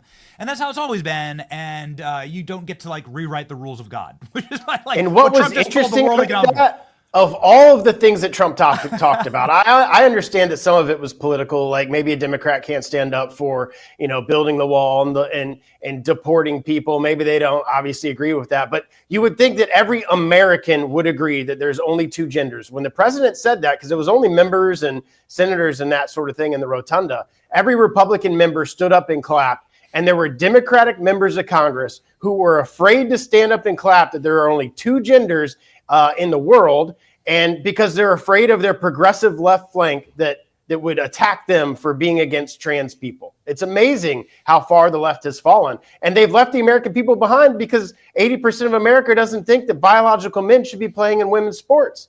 It's fascinating how far we've come. So congratulations on that bill. Did you say that that's passed out of committee? Does it pass the House? It's passed the House. Two Democrats actually voted for it, surprisingly, which also shows you the move of the country. Some Democrats are smart enough to realize that this is an 80% issue and we better get on board or we're going to lose our next election. Yes. It'll go to the Senate. Obviously, the Senate's very busy with confirmations and confirmation hearings, which they should be. That should be their focus so that President Trump can get his cabinet in place and move about doing the business of America. So shortly after that, I anticipate that Thune will take up the bill over there. And the great thing is it'll get a vote. Schumer wouldn't allow it to get a vote. Last Congress, the bill passed, but obviously it died in the Senate. And you will see where every United States senator is on allowing biological men in our girls' locker rooms. Yeah. Okay. Well, as a father of daughters and as a father of two girls and two boys, I got to tell you, man, this is an issue that is very near and dear to my heart, and anything that we can do to help advance this. But it seems like you're going to have a very powerful ally in President Trump, who just messaged perfectly to such a den of snakes there at World Economic. Did you see the hissing and the tepid applause and the fear? It's incredible. So what I loved about that speech is he knows that Joe Biden, Kamala Harris, Hillary Clinton were sitting behind him. And one of the first things he said is the decline of America is over. Yes. The golden age of America has begun. And he went issue after issue of the things that he needs to do, the things that he's already doing and that he has done, while Joe Biden sat back there and listened to every bit of it. I thought it was awesome how strong he put out what we're doing, what he campaigned on, and the direction that we're moving this country. So you sit on the Intelligence Committee. Yes, sir. And some people who clearly haven't used their intelligence, or perhaps used their intelligence in a way that harmed the United States in incalculable ways, are the 51 intel experts who just got their security clearances stripped. Amen. Mike Pompeo just got his security clearances stripped. John Bolton just got his security clearances stripped. Got a knock apparently at midnight to say that he's also getting his Secret Service taken away. I don't even understand why that would be necessary for him to have Secret Service. Your take on this, on the rescinding of security clearances for people who have very aggressively lied to the American public for political purposes. Yeah, think about this. 51 intelligence officers signed not an affidavit, but a letter, but stated that the Hunter Biden laptop was Russian disinformation. So they used their credentials in the intelligence community to try to proffer the lie to the American people that everything on Hunter Biden's laptop was just Russian disinformation. It was a hit job, and all of this to deflect from what was really happening with Hunter Biden and the Biden family.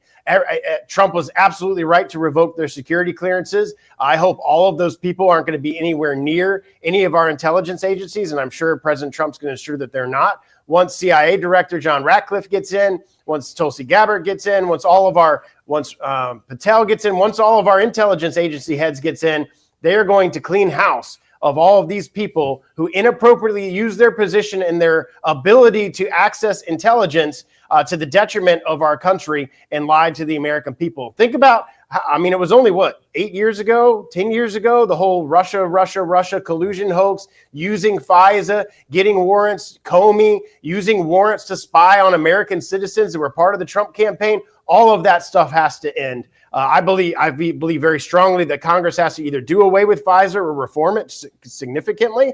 But I believe that the president, the leaders in the intelligence agencies will do that. It is a remarkable moment with the political energy that President Trump has, because now you have the will to power from the people to get these things done. I mean, it just is inconceivable.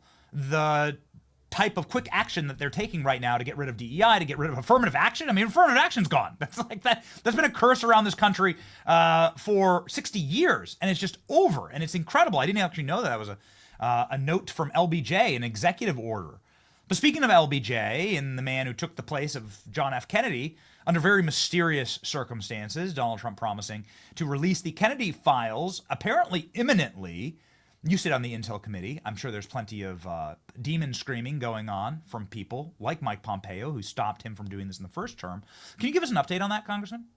Yeah, we literally just had our first meeting today. So we're just getting into the committee, getting situated in the committee.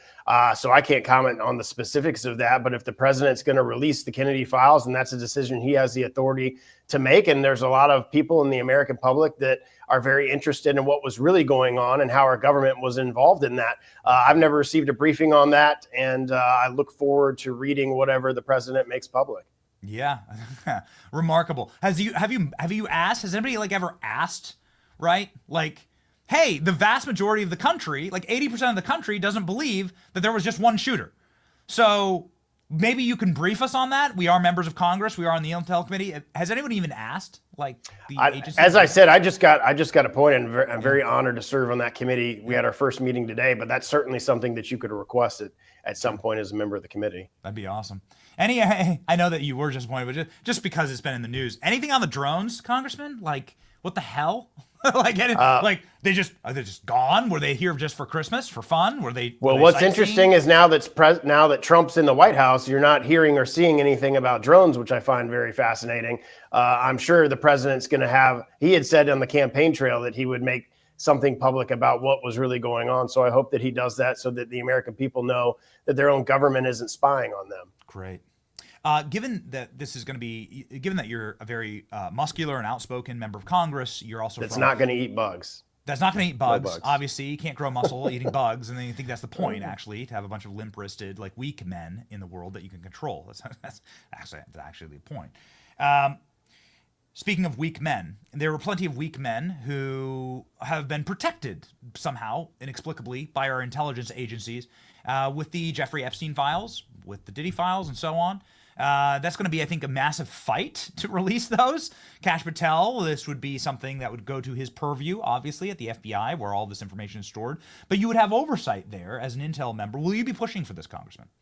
Well, I'm still trying to get my feet around the committee. We then get assigned to subcommittees that oversee the different intelligence agencies. Kash still isn't in, and he hasn't gotten confirmed. Ratcliffe hasn't gotten confirmed. Tulsi Gabbard hasn't gotten confirmed. So I think once those individuals in the Trump cabinet get confirmed and they now have control over those agencies and the people that are there, you may see some of that information become public without us even getting involved. But that's certainly things that the American people and people in my district have reached out to our office about. Yeah. So, I mean, yeah, it's something that I think the first step in creating trust with the American people is we're not going to protect predators, right? 100%. Yeah, it's not what the government's here for. Ways and means. That's a powerful one, Congressman. Are we going to actually cut spending? Is DOJ actually going to work? We are going to cut spending. The challenge is getting to a place. So the way the process works is the budget committee has to come up with a budget resolution for reconciliation first. Once they do that, it passes the House floor, it then has to pass the Senate. So all the negotiating right now is about what's going to be in that budget resolution. And if you look at the members of the budget committee, there's quite a few very conservative members in there. I'm not on the budget committee, but there's a lot of conservative members on there that feel the way I do, that we have to cut spending. We have to cut $2 to $2.5 trillion of spending at a minimum. We have to put ourselves on a path for a balanced budget. We cannot continue to run $2.5 to $3.5 trillion deficits every single year. It's completely unsustainable. Just in the short time I've been in Congress, I've only been in Congress 6 years. When I got elected, the debt was $20 trillion. It's now $36 trillion. So just in 6 years, we've put $16 trillion on the debt. And running these type of deficits is completely unsustainable. There's programs and Social Security programs and Medicare that will be, by definition, bankrupt. They'll be expending more money than they're taking in as a program. So there is a lot of work that we have to do in Congress. But the first step of that is the Budget Committee coming up with a budget resolution for reconciliation that, in my opinion, absolutely has to cut spending and absolutely has to put us on a path for a balanced budget. Congressman, I really appreciate your time here. I know we are short on it, but I have to ask you a question about some major news that was made last night. You talked about Joe Biden at the inauguration and how Joe Biden just had to sort of sit there and take it like a naughty little boy during Donald Trump's incredible inauguration speech. I think like an absolutely inspiring speech, best inauguration speech I've ever heard. But he just really ripped to shreds what Joe Biden and Kamala Harris and Barack Obama had all done to this country. Last night, President Trump talked about how it was very strange that Joe Biden didn't pardon himself. He talked about this on Hannity's show, and that it was actually Joe Biden who was sort of the kingpin for many of these criminal operations that were being run outside of his presidency, right? So there wouldn't be any type of presidential immunity that would apply to Joe Biden. Maybe it could be open season on potentially pulling in for prosecution Joe Biden for some of the crimes in Ukraine, China, and so on. What say you about that? Donald Trump sort of teasing out here that maybe Joe Biden could potentially face some criminal consequences. Well, it is kind of interesting that he didn't pardon himself and he pardoned his entire family. I mean, maybe he forgot. He seems like a forgetful guy with everything that's going on. But here's one thing that we should do and that Congress should do. I've called on Chair Jordan and Chair Comer to do this. We should bring in every single one of these people that were pardoned. They no longer have the right to claim the Fifth Amendment of the Constitution if they accept the pardons. And we ask them a whole bunch of really tough questions. And I'm not talking about in a hearing with cameras and all of that. We subpoena them to a deposition and we ask them all of the issues as it relates and surround all of the things, whether it be the Biden family, whether it be Anthony Fauci taking money from NIH and all of these other things that happened with COVID, whether it be Liz Cheney and the J6 and the evidence that allegedly was destroyed from the committee that they took that was positive to Trump. We walk the dog on all of that. You have lawyers in the room on our side that literally deposed them for a long period of time to create a record because they can't claim the Fifth and hide behind the Fifth Amendment. So they have to tell us what they were doing. And if they don't, guess what? That's a new crime. It's called perjury and lying to Congress that would not be captured by the pardons. So that's, in my opinion, what we should do. You are going to get a trove of information if you do that for all of the people that he pardoned. And then if they lied to Congress. And if they lie to Congress, it's a new crime. You charge them and they get to experience what Steve Bannon, Peter Navarro. Steve Bannon and Peter Navarro had to deal with. Yep. Absolutely. 100%. That goes to the DOJ. That goes to a Pam Bondi DOJ to prosecute. Is that correct? Yes, sir. All right. Well, that's a great game plan. I would argue that the worst thing that you could possibly have is a bunch of lies to the American citizens who actually make this country operate. And the best way to restore faith is to simply tell them the truth. If that comes with criminal consequences, then whatever. I would like that. But either way, at the very least, you're establishing trust once again. Yeah, but if they lie to us under oath in a deposition post the pardon, that's a crime that's not covered by the pardon, and they can be criminally liable for that. So I can guarantee you they're going to be very careful to tell the truth in those depositions, and they'll be able to tell us everything that was going on so the American people can see for a fact how corrupt the Biden family is, how much the J6 committee corrupted the investigation and didn't tell the American people the truth of what was going on here in the Capitol that day. Ladies and gentlemen, Congressman Greg Steube, go over and follow. Obviously, somebody who is rip-roaring in Washington, D.C. He doesn't care if he makes any friends, but he has quite a few, and we're one of them. 102,000 Americans. Can't be wrong. Give the great congressman a follow, and without question, the best beard in Congress. And it's getting better, Congressman. I know. I'm letting it grow a little thicker. I was asking my wife, "Do you like it a little thicker, or I got to trim it down?" But as long as she's happy, I'm happy. Happy wife, happy life. I mean, the Twitter poll that we did on the beard was like 65%. So I think we're in a good place. Keep it going. Keep it going, man. The era of masculinity reasserting itself. God bless you, Congressman. All right. Good to see you, Benny.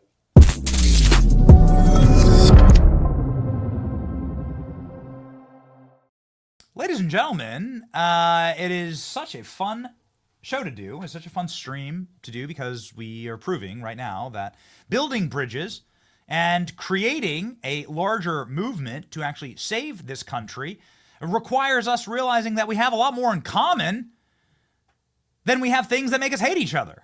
Like, I would argue that probably 80% of the country just kind of agrees on basic core competency issues. Yet it is the teeny little fractional percentage that causes everyone to hate each other, and that's what the media obsesses over and causes major divisions. What President Trump began to do in this election, with the help of our next guest, is to create the enduring coalition that can win into the future. So, ladies and gentlemen, please give a warm welcome to the stream for the first time, RFK's former vice president, somebody who's really inspiring, standing on her own, the great Nicole Shanahan.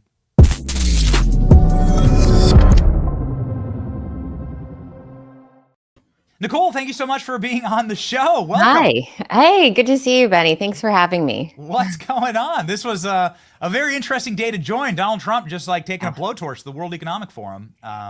Yeah, they're lucky to have him because their ratings are so low. They have become so irrelevant, and they should really be thanking him for coming on. He didn't have to go on. Yeah. They've been incredibly cruel to the MAGA movement, to sovereign rights of the individual, and they're really lucky to have him. Otherwise, they would have been totally irrelevant this year. That's right. So talking about totally irrelevant, I want to get to a couple of things before we talk RFK and a confirmation hearing coming up soon in a matter of days. World Health Organization. I have one of your Maha hats. Okay, I have one of these. They're beautiful purple Maha hats. You got to get one. You can go over to Nicole's X account. They're amazing. They're like primo. They're made in California, made at the same factory that the OG MAGA hat was made. Really? So we really sought them out, and it was a nod to the original MAGA hat. And people don't realize made in California. We're a great state here. We've just got to get rid of some of the sticky bits that are holding us back from thriving. Sticky or dry bits, yeah. People who empty the reservoir bits, and so there's no water in the hydrants. But before we get there, really quickly here, the Maha hat, World Economic Forum was today. World Health Organization, Donald Trump pulled out of and just atomized in one of his first executive orders, actually from the stage. This is how eager Trump was to doing this. I want to get your take on that. Yeah, so I think that there's been a lot of call from within the United States. Remember, the role of the president is to serve the people of the United States. The people of the United States have expressed grave concern about the World Health Organization doing these international treaties that really threaten our constitutional liberties. Yes. And that is problematic. It really will create rot within the sovereign rights within our nation, sovereign rights that are written into the Constitution. I think thematically, the reason why President Trump won this election with such a large mandate from the people is that our constitutional freedoms, they really cross party lines. Democrats, independents, Republicans, we love our Constitution. And the WHO has time and time again tried to threaten it with these sweeping mandates that would require the United States to abide by their rules above our own. And that is not how due process works in this country. And if there's an organization that we are funding, I mean, if you look at the budget of the WHO, most of it is coming from the United States. How did that happen? Well, I do believe that we had certain members of our government within the White House, or our Congress even, that have been infiltrated by these international groups and influenced heavily by these international groups. And they forget who their mandate is from. It is from the people of the United States. And that is the return. That is the definition of what this golden era of America is about. It's about returning to the mandates of the people. Yeah, Klaus Schwab, just because he's top of mind, because that was quite a unbelievable performance by Trump today. Klaus Schwab bragging about how he penetrates the cabinets of global of countries around the world with World Economic Forum apparatchiks. And that's how they're able to enact these extremely radical policies that are so terrible for countries and nations. They brag about it. I mean, it's not even like a secret. Like they're proud of it. I mean, if you think about this character, this Klaus character, he really is like this international villain. And Yes. we have his archetype in all of the top, the adventure films of this international villain that wants total power and control over nations. And nobody's given him that power. He's somehow figured out how to do it through these backdoor trades using multinational corporations and somehow linking himself and getting himself involved in all of these big international trade deals. And so I think that we all see right through it. I've been to Davos. It's a terrible environment to be in. I mean, it's cold, it's weird. There's kind of this creepy, crawly feeling, that you get when you're in the room. I've been once, I never want to go back. And I think people who vie to go to Davos because they think it's great for business, they're misguided. Right now is the era of local production, giving people back their communities. That is where the energy is. That's where the money is going to be. It's not going to be around this guy over there in Switzerland. Did they make you wear one of these outfits, Nicole? And I'm so sorry if they did. Do you have to go to Dr. Evil's spaceship, okay, like in the sky, and get fitted for whatever the hell this is? Is it the Galactic Senate? Like, are you voting to invade Alderaan? Like, what is happening? I mean, I don't know who that designer is. I don't know if there's like neoprene woven in there or what the goal is of that outfit, but I certainly didn't wear that when I went. It's a very bizarre look, and I don't know what, it's a statement outfit, and the statement does kind of ring true to this Dark Lord feel. But it's not becoming of him either. We have a meme of him as Palpatine. You got that one, Killer Klein? That was sent in. It's a perfect Palpatine. You're right. He's like a total Dr. Evil. I don't know how much. I just want him to put his finger up to his mouth just one time like this. Just one time and just show me. Super creepy. Yeah, I mean, just deeply misguided as well. I mean, leave us alone. I think we just, here in the United States, I've been here in California. Oh gosh, that picture's terrifying. It's creepy. Okay, enough of that. Yeah, that's good. Here in the United States, we just want to return to our communities. We want to return to our families. We want to be left alone. We want our sovereign rights. And that is really what I'm out here trying to help communicate every day across partisan lines. It's very, very consistent. It doesn't matter what your party affiliation is. We just want to have the right to live with freedom. Yes. So you're saying this from where I assume you are right now is California. Yeah. And a lot of people are going to say, well, there's a bit of a dichotomy here because we've watched your own Batman villain, right? You want to talk about somebody out of central casting. It truly is like before falling into a vat of acid, Gavin Newsom looks just like the Joker, right? It's like pre-Joker origin story is Gavin Newsom. And the way that he's behaved through these wildfires, it is kind of a really perfect mirror image of what you're talking about, Nicole, which is these people are so disconnected from the people that they are charged with leading. And they're ignoring their just basic responsibilities and competency, right? To have water in the fire hydrants, you're taxed. And at an obscene level, at the very least, you should expect your streets to be paved, your brush to be cleared, and water in your hydrants. But that's not possible now in California, and there's tens of thousands of your fellow Californians who've just suffered horribly. Maybe your take on this? I mean, the way it's the state's running. Amazingly. So I've been here on the ground in California trying to figure out what's been happening, meeting with people across the state, looking at different fire mitigation sites. We have lands that are owned and turned over in these very, very complex agreements.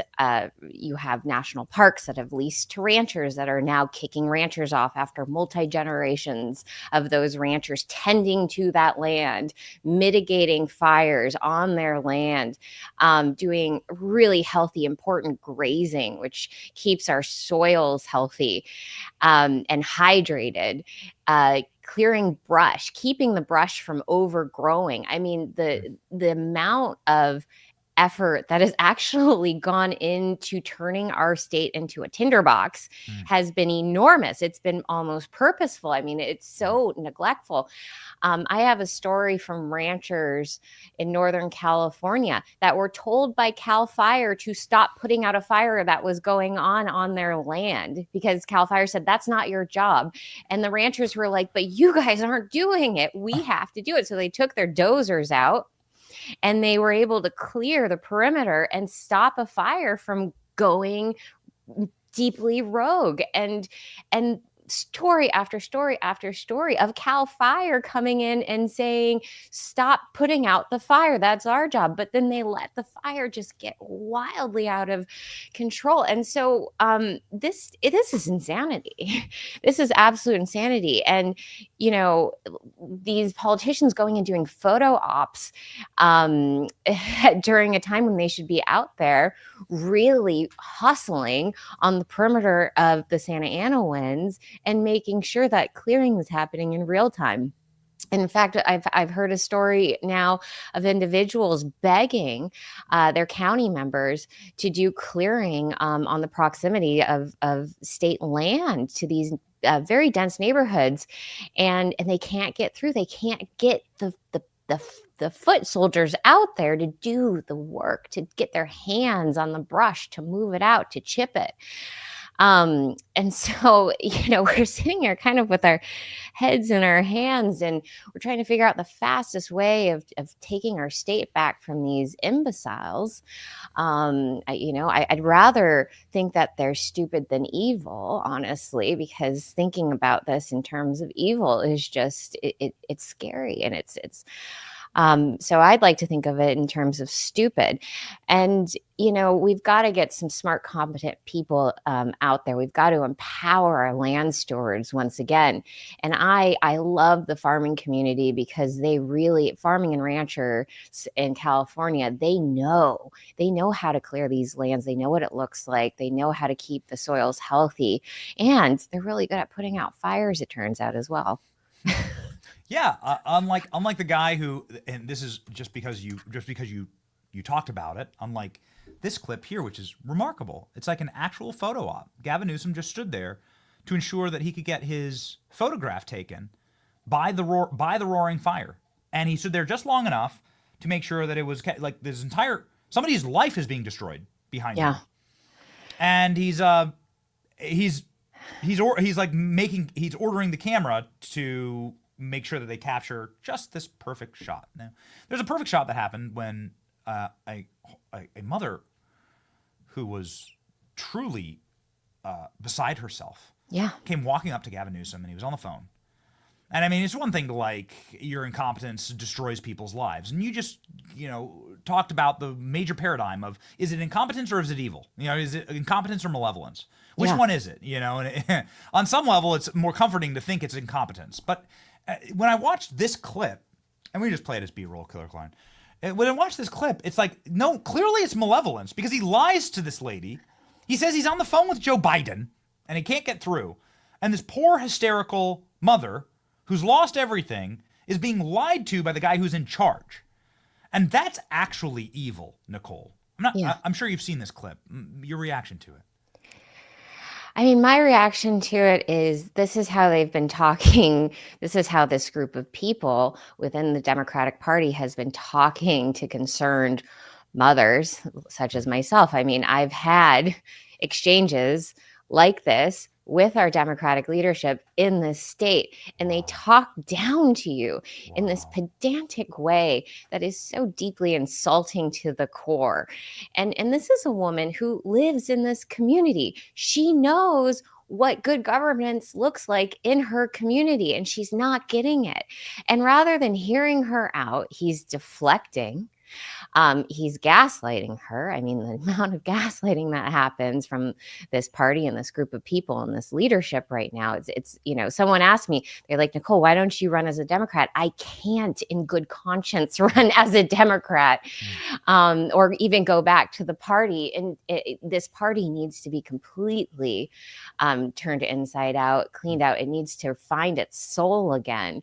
And that isn't, if I go in, it's like a den den of vipers. So, you know, I've tried to work with these people for years. I was at Stanford a few years ago and saw a comprehensive plan on fire mitigation that would cost about $1 billion, and it was all mapped out.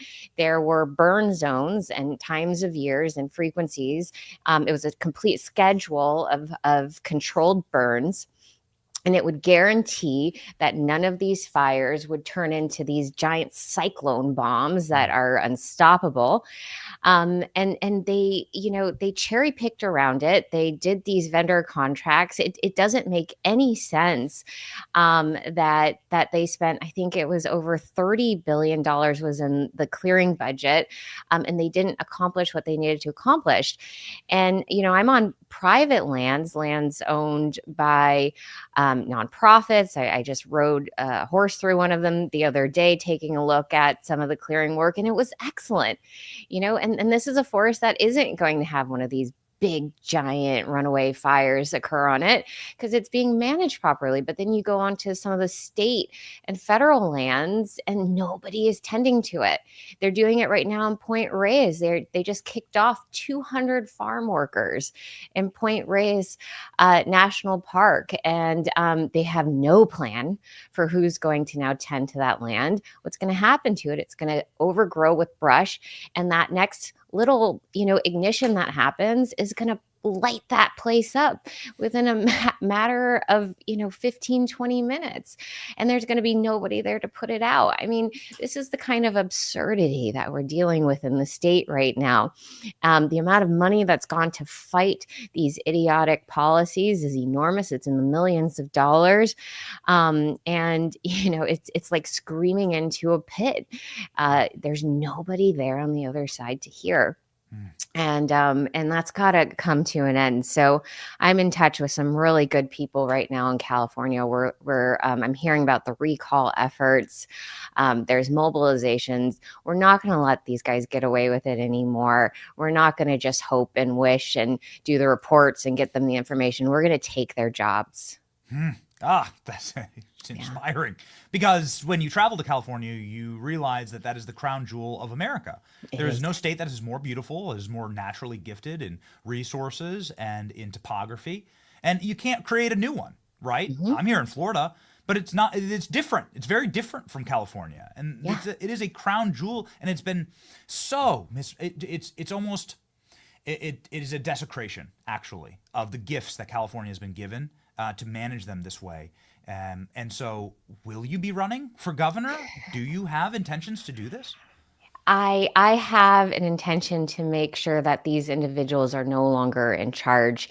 It's more than one seat. We've got to take back some really important council seats in core cities.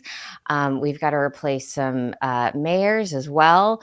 I'm involved in the Karen Bass recall. We're going to see that through. We're going to make sure that the next mayor of LA is a mayor that can rebuild, that would never allow a major reservoir to stay dry while in maintenance. You know, that's the real question is why did it have to be dry during maintenance? It doesn't make any sense. And they claim it was because of bird poop and bacteria, but you have UV rays and the water's just sitting there. It's not being used at that time. And, you know, wouldn't it have been smart through fire season to have it full? So there's a lot to be done. And I'm not evading your question about whether or not I'm planning a run for governor. I want the best person to have that seat. And if that's me, of course, I'll step into it. But there's some good people in this state who are in line for that seat as well. And I've got no ego in this. I will work with a team, as we did to get President Trump elected. This is a team effort, and we can't forget that. I know you haven't announced yet, but maybe you could just give a little campaign promise, because what you've been saying sure sounds like one heck of a campaign speech.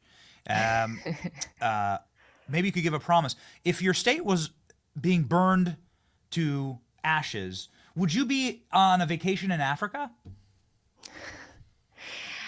I mean, that was her city, and and Karen Bass made promises not to travel and not to use that role, abuse that role for her own enjoyment. And she had, what I find amazing is that she had multiple people telling her that these Santa Ana winds were happening within 36 hours. She was in LA when she got that information, and she boarded that plane to Ghana, which is a very, very long trip. I don't know if you've flown from California to Africa. It is a very long trip, and you know, it's a big deal to leave your state to go that far away for, you know, and I don't know what she was doing there. Was this personal time on government dollars? We don't have mayoral diplomatic relationships between LA and the country of Ghana. So I don't understand what the heck she was doing there. And she had those warnings, and she had the duty to check those reservoirs and to make sure that the fire departments were going to be able to fight fires. She went anyways. And I understand, you know, I made some comments on LA's Fire Chief Crowley, and I looked into her background, and, you know, she's a good fire chief. I would hope she was a good fire chief, but, you know, she has the last week or so pointed fingers to Karen Bass, and she says this is Karen Bass's issue. And I gotta believe her. I mean, if she has deployed her department to go fight these fires, and she said, I deployed them as I was trained in my 20 years serving in the LA Fire Department. And I went out there and I deployed my team as we are trained to do. And we didn't have the infrastructure we needed to execute. And we were not responsible for the Department of Water's execution. That was part of the mayor's office. So, you know, it's very clearly this is a woman who has no business running one of our most important cities in this country. She's got to go. Yes, clearly. Now, a final question on this is because the sea change in Silicon Valley has been wild. I just never thought I'd see an inauguration where Donald Trump is getting into office and smiling behind him is RFK, but also Zuckerberg and Bezos and Sundar from Google and Tim Cook, right? Like it is blown my mind. And I know you know this industry very, very well. You probably know many of these individuals personally. And they are all there doing what I believe is their patriotic duty, actually, to protect American industry and to protect our intellectual property and to ensure that we are the leaders in tech. And that's why I'm looking at that, and I'm looking at this I'm looking at that and I'm going, you can be the next governor. Yo, like Nicole, you can be if they're all going to go to Trump's inauguration, then these people who control so much of the economy of California, right, is tied to this sector.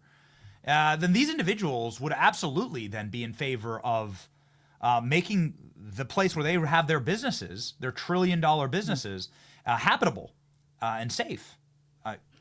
Correct? Yeah, I mean, first I have to applaud whoever did the seating chart.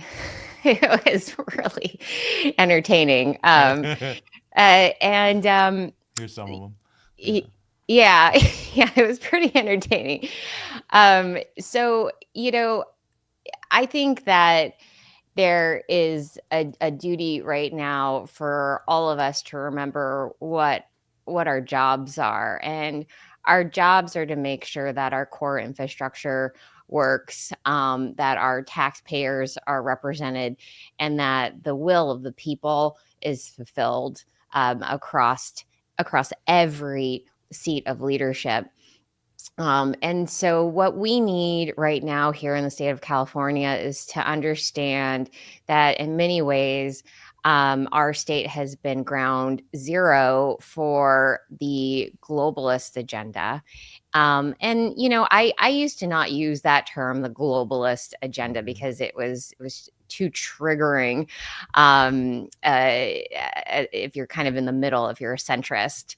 But I think it, given what we've seen over the last few years and even through this election cycle, I think it's actually a very relevant term to use if you're a centrist. And I'll explain why. And I'll explain why that's relevant to California. So the agenda of changing our food systems, you were just talking with the congressman about it, but taking cows off the market, vaccinating all of our livestock, this is a kind of corporate globalist agenda, and we're seeing it play out in the UK, across Europe. The farmers have been rioting. What they've done to farmers in Europe is unconscionable, and we see those same policies rolling out across the United States right now, and it feels like we're being, it's like just coming at us like out of it's coming at us at such a rate that it almost feels like we can't fight it, that it's inevitable, that there's this, it's just where it's all going. And that is a horrible feeling. And that is what the American public felt. And 70% of the American public is saying no. And this is like a very capital no to this agenda, this globalist agenda to rewrite really nature and the nature of human biological needs. And it happens first in California. This is their entry point.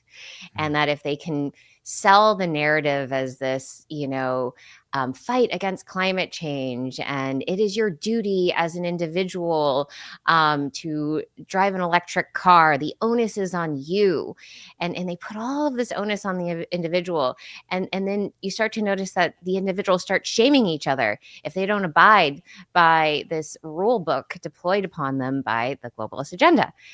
And it's worked in California for, I would say, the last 20 years probably, but our state's burning down now. People are very sick in the state of California. In Silicon Valley, the rates of food allergies, like serious food allergies. If you eat a peanut, you die. Like the rate of that kind of allergy is really high here in Silicon Valley, and autism off the charts. Teachers striking at all the public schools. They can't handle it. It's failing. The globalist agenda is failing, and it has failed us. And now the recognition that much of it is propaganda coming through the mainstream media, and the mainstream media is failing us. They're guiding us the wrong direction. I think that the timing is now. It probably is a little late. I hope that we can restore this state. I think we can. People are mobilizing. The Maha, or just common sense folks, we're mobilizing here in California for the first time. It's informal. It's not necessarily being led by the California GOP, but there are folks and members of the GOP. We're coming together. We're finding each other. We're self-financing a lot of this as well. It seems like the greatest force in America, certainly untapped, is the force of mothers who don't want to poison their children. I think we learned that, and fathers in the year 2024. And, we welcomed our fourth kid to the world. Congrats. This week. I saw that. And it's like, that's the greatest motivator on earth, right? Is like, don't harm my children, and give them nourishing food, and allow me to raise them and pass on my values, because that's actually the biological driver of all existence, in fact. Yeah. And so what you're saying here really rings true to me, especially this week, Nicole. Yeah. And if mothers are sick, so that's another thing. Mothers are our best fighters, but what happens when the mothers are getting sick? You've likely seen the recent statistics of cancer rates amongst women 18 to 35. This is, our childbearing population. And the cancer rates are through the roof. They've spiked past cancer rates in males. I think it's like 2x. It's really, really scary because you're right. Mothers are kind of our frontline advocates. Yes. And when you take mothers out, and this is something that, really gets to the core of my just, it makes me upset in a way that it's primal. It's a kind of primal upset seeing my fellow young moms suffer from sickness here in our state, and it takes them out. It takes them out of the fight, and we need those women in the fight. Yes. So I really this is where I plead. I plead with those in the Senate right now who are going to hear RFK Jr.'s testimony and his speech. He's going to deliver a beautiful speech. I hope everybody tunes in and hears his words, hears him in his own words, and also hears the plea of mothers from across this country. Mothers here in the beautiful state of California who want to fight, who can't fight because they're undergoing maybe a chemo treatment or an autoimmune disorder.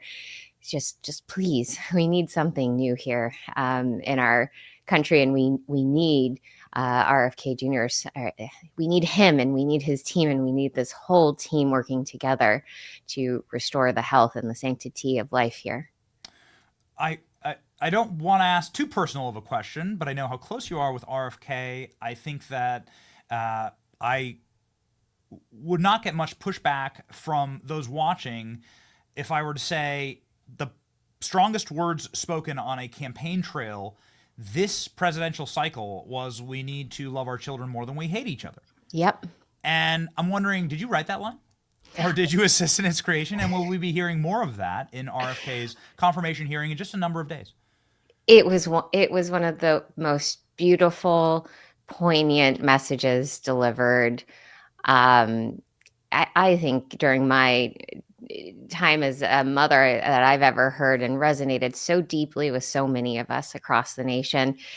And I believe I didn't write it. I can't take credit for it. But I will take credit for the setup for that press hearing.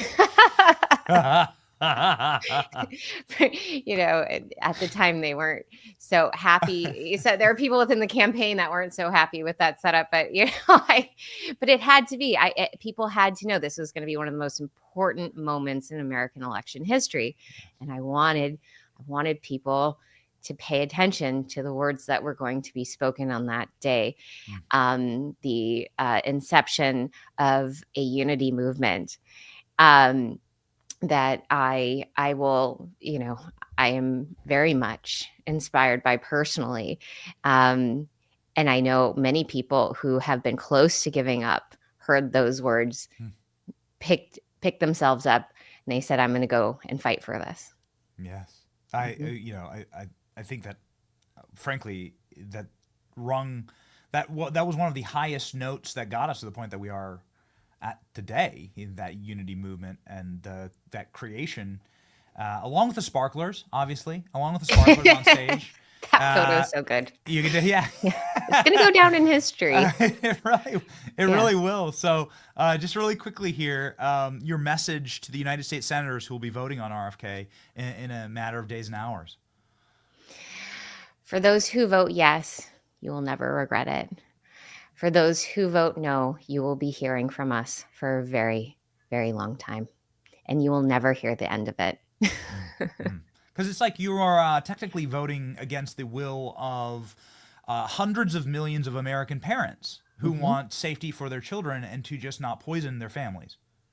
Yeah, this is common sense. This is a return to common sense of human biology, human biological needs. It is a celebration of how amazing being human is, and the role, the very, very important role of government to foster individual health, to be an ally to the mother, not someone that the mother is afraid of. The American mother right now is terrified of the US government and what they're going to force into their home and into their bodies and into their children's bodies. They want to know it's safe. And if those senators want to restore faith in the US government's ability to provide a healthy, safe environment, and to restore faith in vaccines even, because, they did that, all on their own. If they're complaining about vaccine hesitancy, that is their own doing. Yes. So we've already seen red dye number 40, I guess, banned, and red dye 3 has been banned, not 40. Okay, sorry. Yep. My wife does health and wellness, and she's a nurse, and so she keeps very tight registry of all of this, and is very, very excited.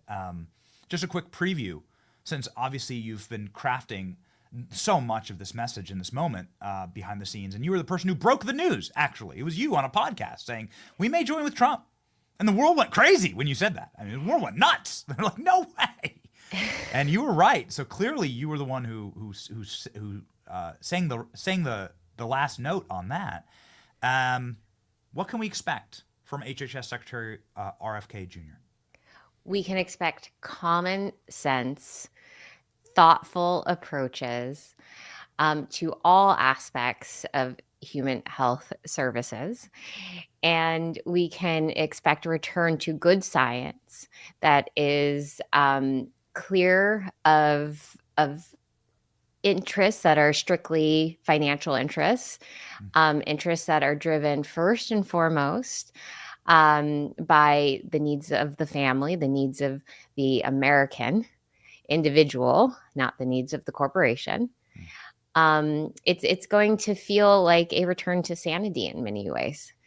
And I believe that if given the opportunity and the support, we are going to have vaccines on the market that people trust once again. Yes. Mm-hmm. So in conclusion here, Nicole, and this has been such a wonderful conversation. It's great to talk to you, and I've admired you for such a long time. I don't mean to shock you or to in any way ask something personal or something that is disturbing, right, or triggering. But I do have a photo here of RFK eating seed oils, and I'm not again. I don't mean to offend you. All right, I don't mean to offend you, but perhaps you could talk us through what's going on in this moment and what's going on in this man's head that you know so very well and ran for president with. Well, I see no bites.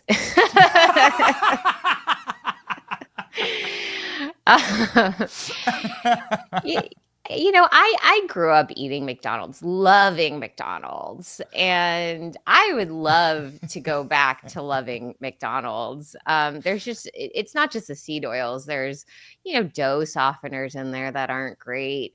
And, when I eat it, I don't feel so good, and would love to, go through that McDonald's drive-through again and just know that there's simple, clean ingredients in every bite taken. But again, some people are more able to digest those ingredients than others. I'm not one of them. I don't know I don't know Bobby that well to know if he can, how that works out for him. But I think McDonald's is a wonderful American company.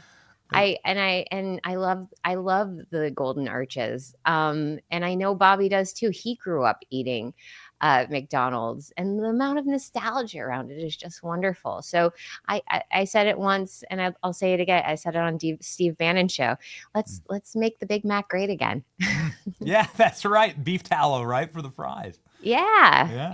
It's the perfect expression. I mean, really, it's like the perfect expression for RFK holding what I assume is a quarter pounder there. Yeah. Well, I don't think he seems too sure about that, Nicole. That's like yeah, that's not his let's get him face. That's kind of his okay. Make Big Macs great again. I love that. Yes, please. I love that. Yeah, I couldn't agree with you more either. We do, you know, my wife tries to keep us on the straight and narrow and eat all real food. And I grew up like, you know, poor college kid eating McDonald's as well, right? Dollar menu. And I couldn't eat it. We were at a shoot earlier in the year and we got McDonald's in and I just couldn't eat it. I was like, this doesn't taste like real food, actually. It's a bummer. You know, it's really funny. In-N-Out Burger here on their Twitter account, they've gotten swarms of individuals asking them to cook their French fries in beef tallow, and they're really like confused by it all. It's like for them, it's come out of nowhere. For us, it's like very obvious. But they're like, why is everyone yelling at us about beef tallow French fries? What a great American company, In-N-Out, man. I love them. Yeah, they're awesome. They're great. Okay, all right. Well, hey, look at this, man. You know, like make this great American pastime classic drive-through great again, and serve healthy foods. You can actually do it, right? And we can do it, and it's good for their market. They're going to see their numbers boom. Yes, because they're going to bring back a lot of consumers that really miss them. That's right. You already won with Steak and Shake. Steak and Shake brought back beef tallow. That's correct, right? I think my producers are giving me the links right here. Just really quickly, I don't mean to filibuster you, but sure. Here we go. There. This is the official verified Steak and Shake. Did this man just pull up in our drive-thru? Great one. There you go. All right. They're nailing their marketing. What an amazing time to be alive. Wow, 9 million views on that. Good job, Steak and Shake. See? That's what people want. 100,000 likes? Am I reading that correct, Klein? 100,000 likes. Yeah.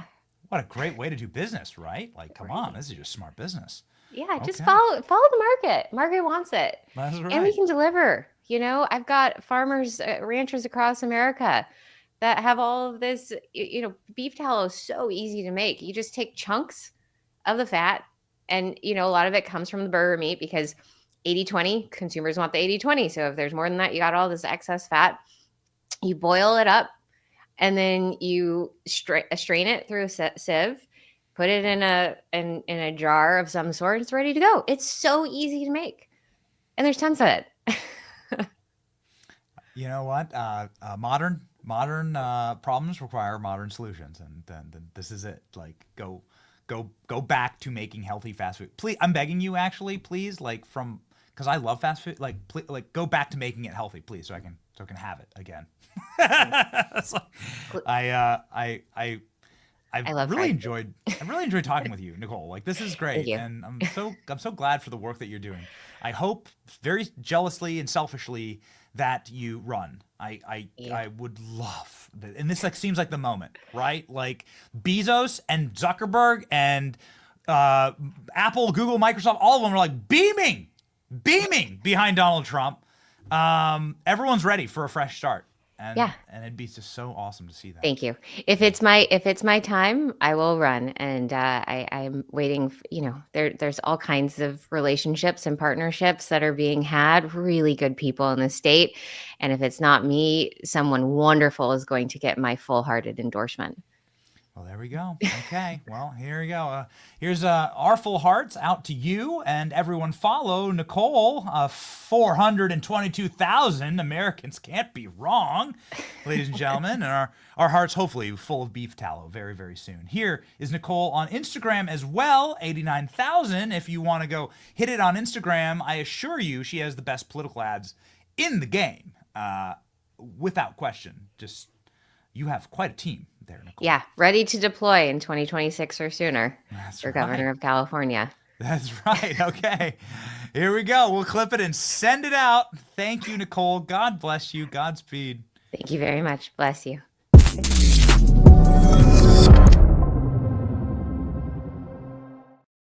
That was fun. Right? That's fun. This is how we build bridges, right? Get things done. Make sure that we can sort of match the energy of the 76, 77-year-old commander-in-chief who seemingly has more energy than me these days. I just can't believe it. Shout out to the Trump White House, who's like getting this done, who's working overtime and delivering. I just can't, the amount of promises and the amount of achievements that have happened in the last 72 hours has been neck-snapping and wonderful and exciting, and they must be drinking blackout coffee at the White House. I don't know if it's the official coffee of the White House. I don't know. I haven't asked, but it's the official coffee of our show. Blackout coffee, ladies and gentlemen, is the coffee that pumps through our veins. This cup is completely empty because I do slug it down. This is how we power our program, and it's how we make sure that we have the energy to fight the communists, and it's what gives us the energy to sort of behave like Trump did there at the World Economic Forum. That's like kind of where we want to be in life. And how we're going to do that? Well, with the right amount of caffeine, ladies and gentlemen. Blackout Coffee is 100% committed to conservative values. From the sourcing of the beans to the roasting process, customer support, and shipping, they embody true American values with no compromise on taste and quality. Please, ladies and gentlemen, go today to blackoutcoffee.com/Benny. Use the code Benny for 20% off your first order. Blackoutcoffee.com/Benny. Be awake, not woke. Promo code Benny, ladies and gentlemen. Get 20% off. Okay. How about this? Let's end on two very funny little F around and find out good notes. Okay. Joe Biden didn't pardon himself. This is what we heard last night from President Trump. We were going to get there, but we had too much fun making fun of Klaus Schwab and the World Economic Forum. And so, ladies and gentlemen, here's what Donald Trump said last night. Made a lot of news. Is Donald Trump going to throw Joe Biden in jail? Let's go. Joe Biden, Chuck Schumer, Adam Schiff, who got a preemptive pardon. All these people that got pardoned. Anthony Fauci. Did he know that NIH money through the EcoHealth Alliance was funding the Wuhan Virology Lab? There seems to be texts and messages and emails that went back and forth. You talk about the unselect committee, as you call it, the January 6th committee. They had a predetermined outcome. General Milley, all these people, the Biden family members. Joe Biden ran and said he would never do preemptive pardons. It was an issue that came up when you were leaving in your first time. He thought, he heard that I was going to do it. I didn't want to do it. I was given the option. They said, sir, would you like to pardon everybody, including yourself? I said, I'm not going to pardon anybody. We didn't do anything wrong. And we had people that suffered. They're incredible patriots. We had people that suffered. You had Bannon put in jail. You had Peter Navarro put in jail. You had people that suffered. And far worse than that, they've lost their fortunes. They've lost their nest egg, paying it to lawyers. And those people, and people said, and they wouldn't have even taken, most of those people, they wouldn't have even taken a pardon. This guy went around giving everybody pardons. And you know, the funny thing, maybe the sad thing, is he didn't give himself a pardon. And if you look at it, it all had to do with him. I mean, the money went to him. Should Congress investigate that? Well, I don't know. It's, you know, you ordered the DOJ? I've always been, look, he didn't give himself a pardon. And he didn't give some other people a pardon that needed it. And I heard Schiff went to him and just begged him for a pardon because Schiff is a crook. Yeah. Schiff is a crooked guy. He's a crooked politician. He didn't give himself a pardon. That's a little strange. I wonder if we can do something with that. Well, we shall see. President Trump said that he's going to be releasing the JFK files. And we await that. Maybe he'll do it right before RFK testifies. That would be genius. Get that name boosted quite a bit, ladies and gentlemen. But here's President Trump saying, no, we're going to release all of the files. Will you investigate these assassination attempts? And you stated that you will release the files, all of the files, as it relates to the JFK assassination. And by the way, this is his desk. Yeah, that's right. This is where John Kennedy, little John Kennedy. It's a movable door. Yeah. It's a little door there. That's where John was. John, yeah. And RFK, and also Martin Luther King Jr., and that you will be transparent. This was going to happen in the first time. So many people have asked me to do that. And I did it with Kennedy to an extent. But I was asked by some of our government officials not to. And, you know, you have to respect them. I was actually asked by Mike Pompeo, who's Secretary of State, not to. And I felt he knew something that maybe, you know, when he asks you not to, you sort of say, why? And he felt that it was just not a good time to release them. And, You might ask him why. Maybe he'll deny that even. But he did. He asked me. And some others also, though. They didn't want the Kennedy stuff released. And they're professionals, and I respect them. And they're working for me and the country. They're working for the country. And so I didn't release. But I'm going to release them immediately upon getting. We're going to see the information. We're looking at it right now. We're looking at it right now, and I'm going to release them immediately, says Donald Trump. And then he says that Mike Pompeo is somebody who stopped him from releasing these files. Mike Pompeo, of course, a globalist, stooge, apparatchik, somebody who served as the Secretary of State and head of the CIA for Donald Trump, and arguably, depending on who you're talking to, was the worst hire of President Trump in Administration 1.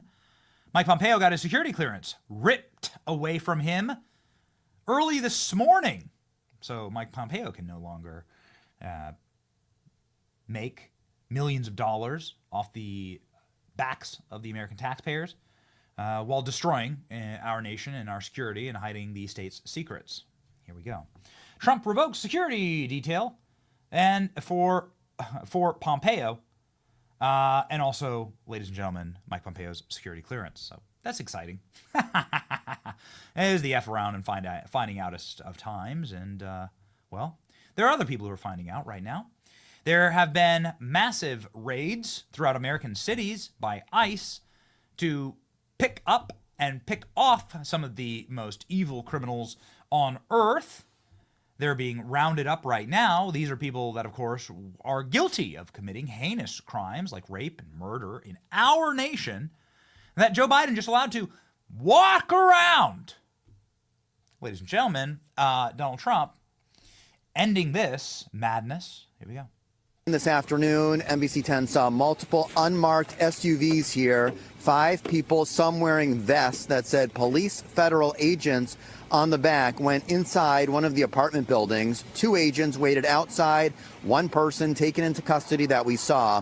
Whether this is connected to President Trump's effort to root out illegal immigrants, something he has promised to do, is unknown. We also saw federal agents at a building on Lexington Street, also here in East Boston. A witness there told us she saw 1 person arrested. There's roughly 11 million undocumented people around the country. President Trump has said the priority is finding and deporting those with criminal backgrounds.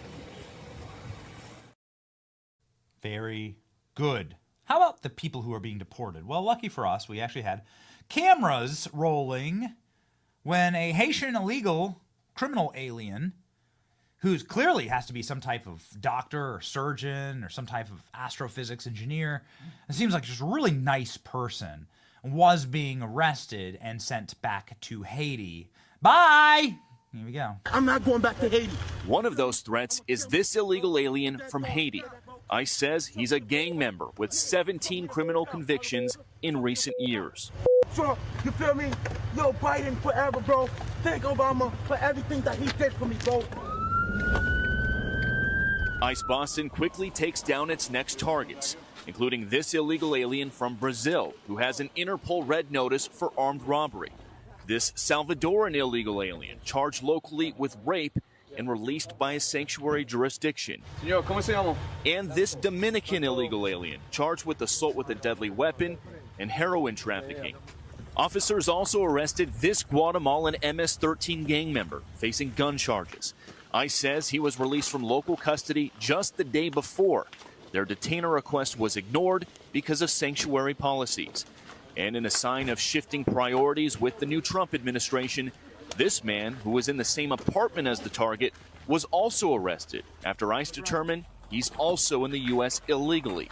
This is what ICE calls collateral. So you guys got your main target just now, but you got somebody else. What just happened? So our main target was released by a sanctuary jurisdiction, not honoring a detainer.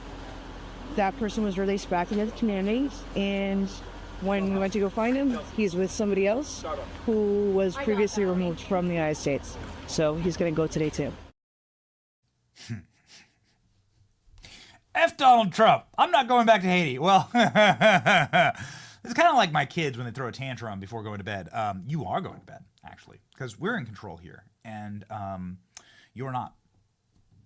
and have a great life.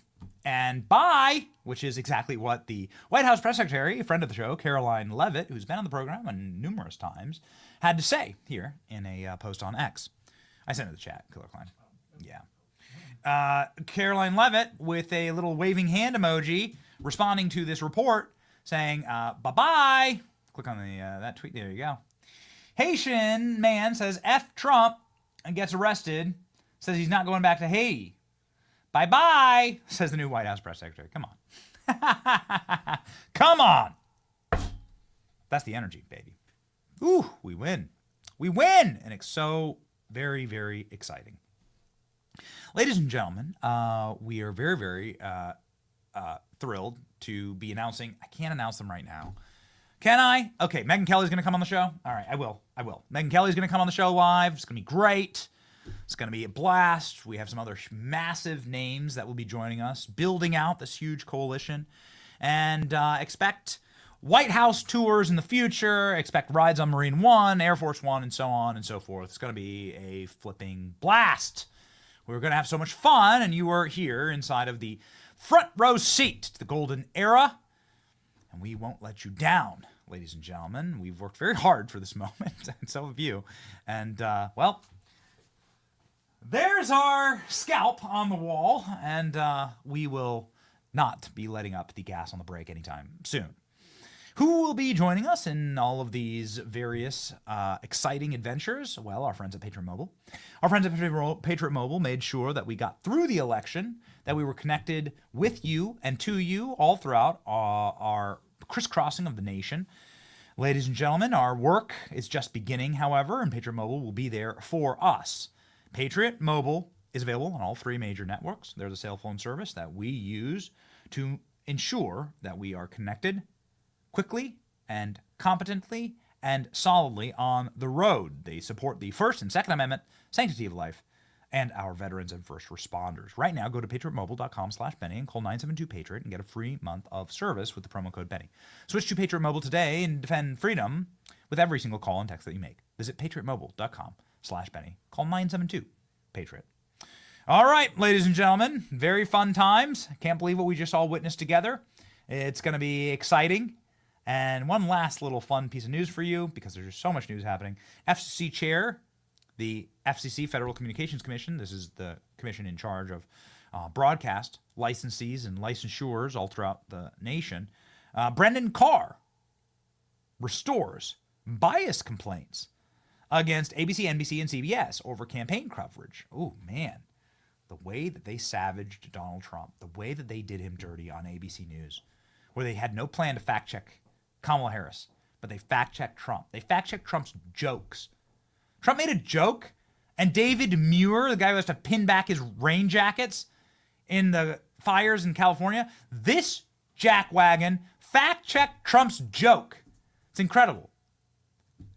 Anyway, FCC Chair Brendan Carr reversed a last-minute decision by the Biden administration-led regulator to reject bias complaints lodged by Donald Trump against 3 network TV broadcasters, the agency said Wednesday.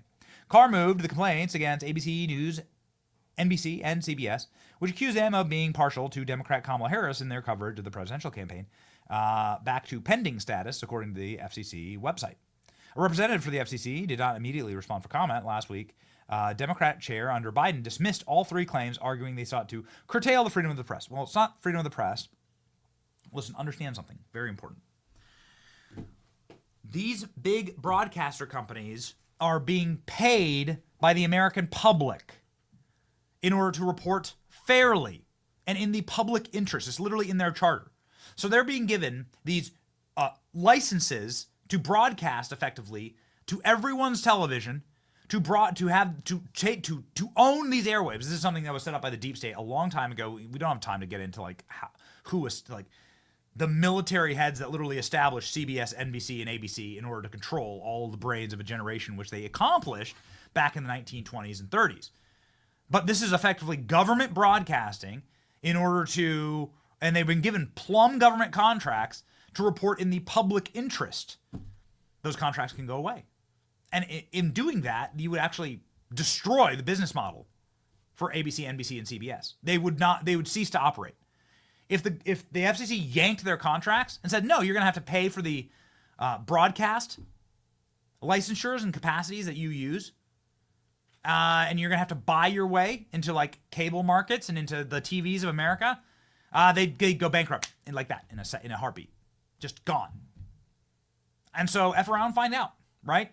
Like something like 98% of the coverage was negative against Trump. And you're going to sit there and like still then manipulate and abuse these systems of which you've engorged yourself on for so long? No, man. Screw you.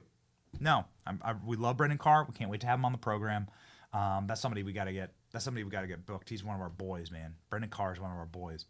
We were there the night that he shot his shot with Trump, hyping him up, walking over to Trump at Mar-a-Lago to tell him that he wants to be FCC chair, and here he is. An exciting time, ladies and gentlemen, to be alive. Please join our program. Like, share, and subscribe this video. Like the channel. Make sure that you are locked in with us. You can sign up for the Benny Brigade on the website. Become a member to support our work here. We have an incredible team of creatives that are working nonstop around. How many hours you been on live this week, Killer Klein? Over 20. Okay. Like, Killer Klein's beard's also getting really, really big. Yeah. Over 20. We won't stop. We will be. No one will outwork us. We will be your front row seat to the new great golden era. Join us, ladies and gentlemen. Sign up today. Become a member. Use our sweet emojis. The verse of the day, also from 2 Timothy. A servant of the Lord must not quarrel, but must be kind to everyone, be able to teach, and be patient with difficult people. This verse is about me. I am a difficult person. Like, there's been a lot of intense moments over the last year. It is so good to like recenter, to reset, to recharge. We did this. We pretty much went blackout for my first time ever, like over Christmas. And now with the new Johnson baby, healthy and happy at home, and everyone doing great, Mama's doing great. Boy, we are ready to freaking go out and kill it. Ladies and gentlemen, we'll be there for you. Please be there for us. We love you. Hearts out to the chat. It's your boy Benny. See ya.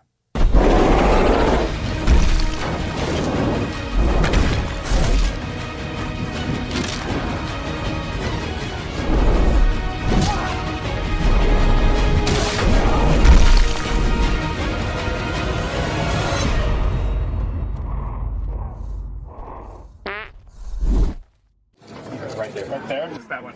Activate the statue of deportation. Man, I can't wait to see people's faces when we come on shore. This should really get the city's positive energy flowing. The statue of deportation has arrived in New York City.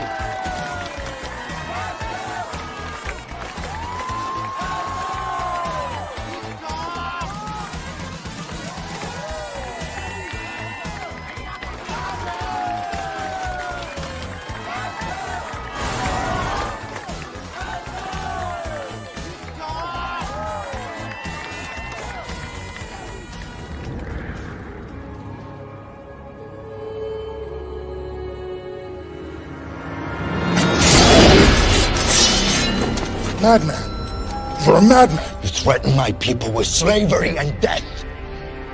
Oh, I've chosen my words carefully. Perhaps you should have done the same. This is Maga!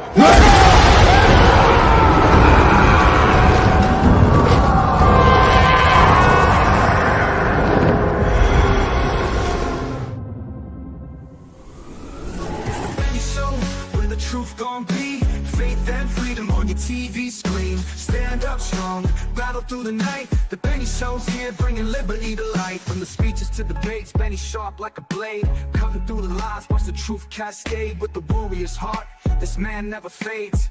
You know it's prime time when Benny invades. From saving the nation to stories untold, the Benny Show's a storm, see the truth unfold.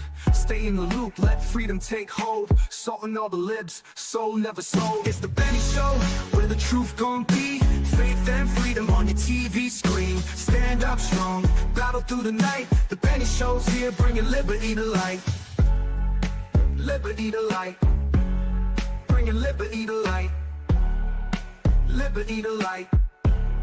Bringing liberty to life. From the speeches to debates, Benny sharp like a blade, cutting through the lies, watch the truth cascade. With the warrior's heart, this man never fades. You know it's prime time when Benny invades. From saving the nation to stories untold, the Benny shows the storm, see the truth unfold. Stay in the loop, let freedom take hold. Salt in all the libs, soul never sold. It's the Benny Show, where the truth gon' be. Faith and freedom on your TV screen. Stand up strong, battle through the night. The Benny Show's here, bringing liberty to light. Bringing liberty to light. Bringing liberty to light. Bringing liberty to light. Bringing liberty to light.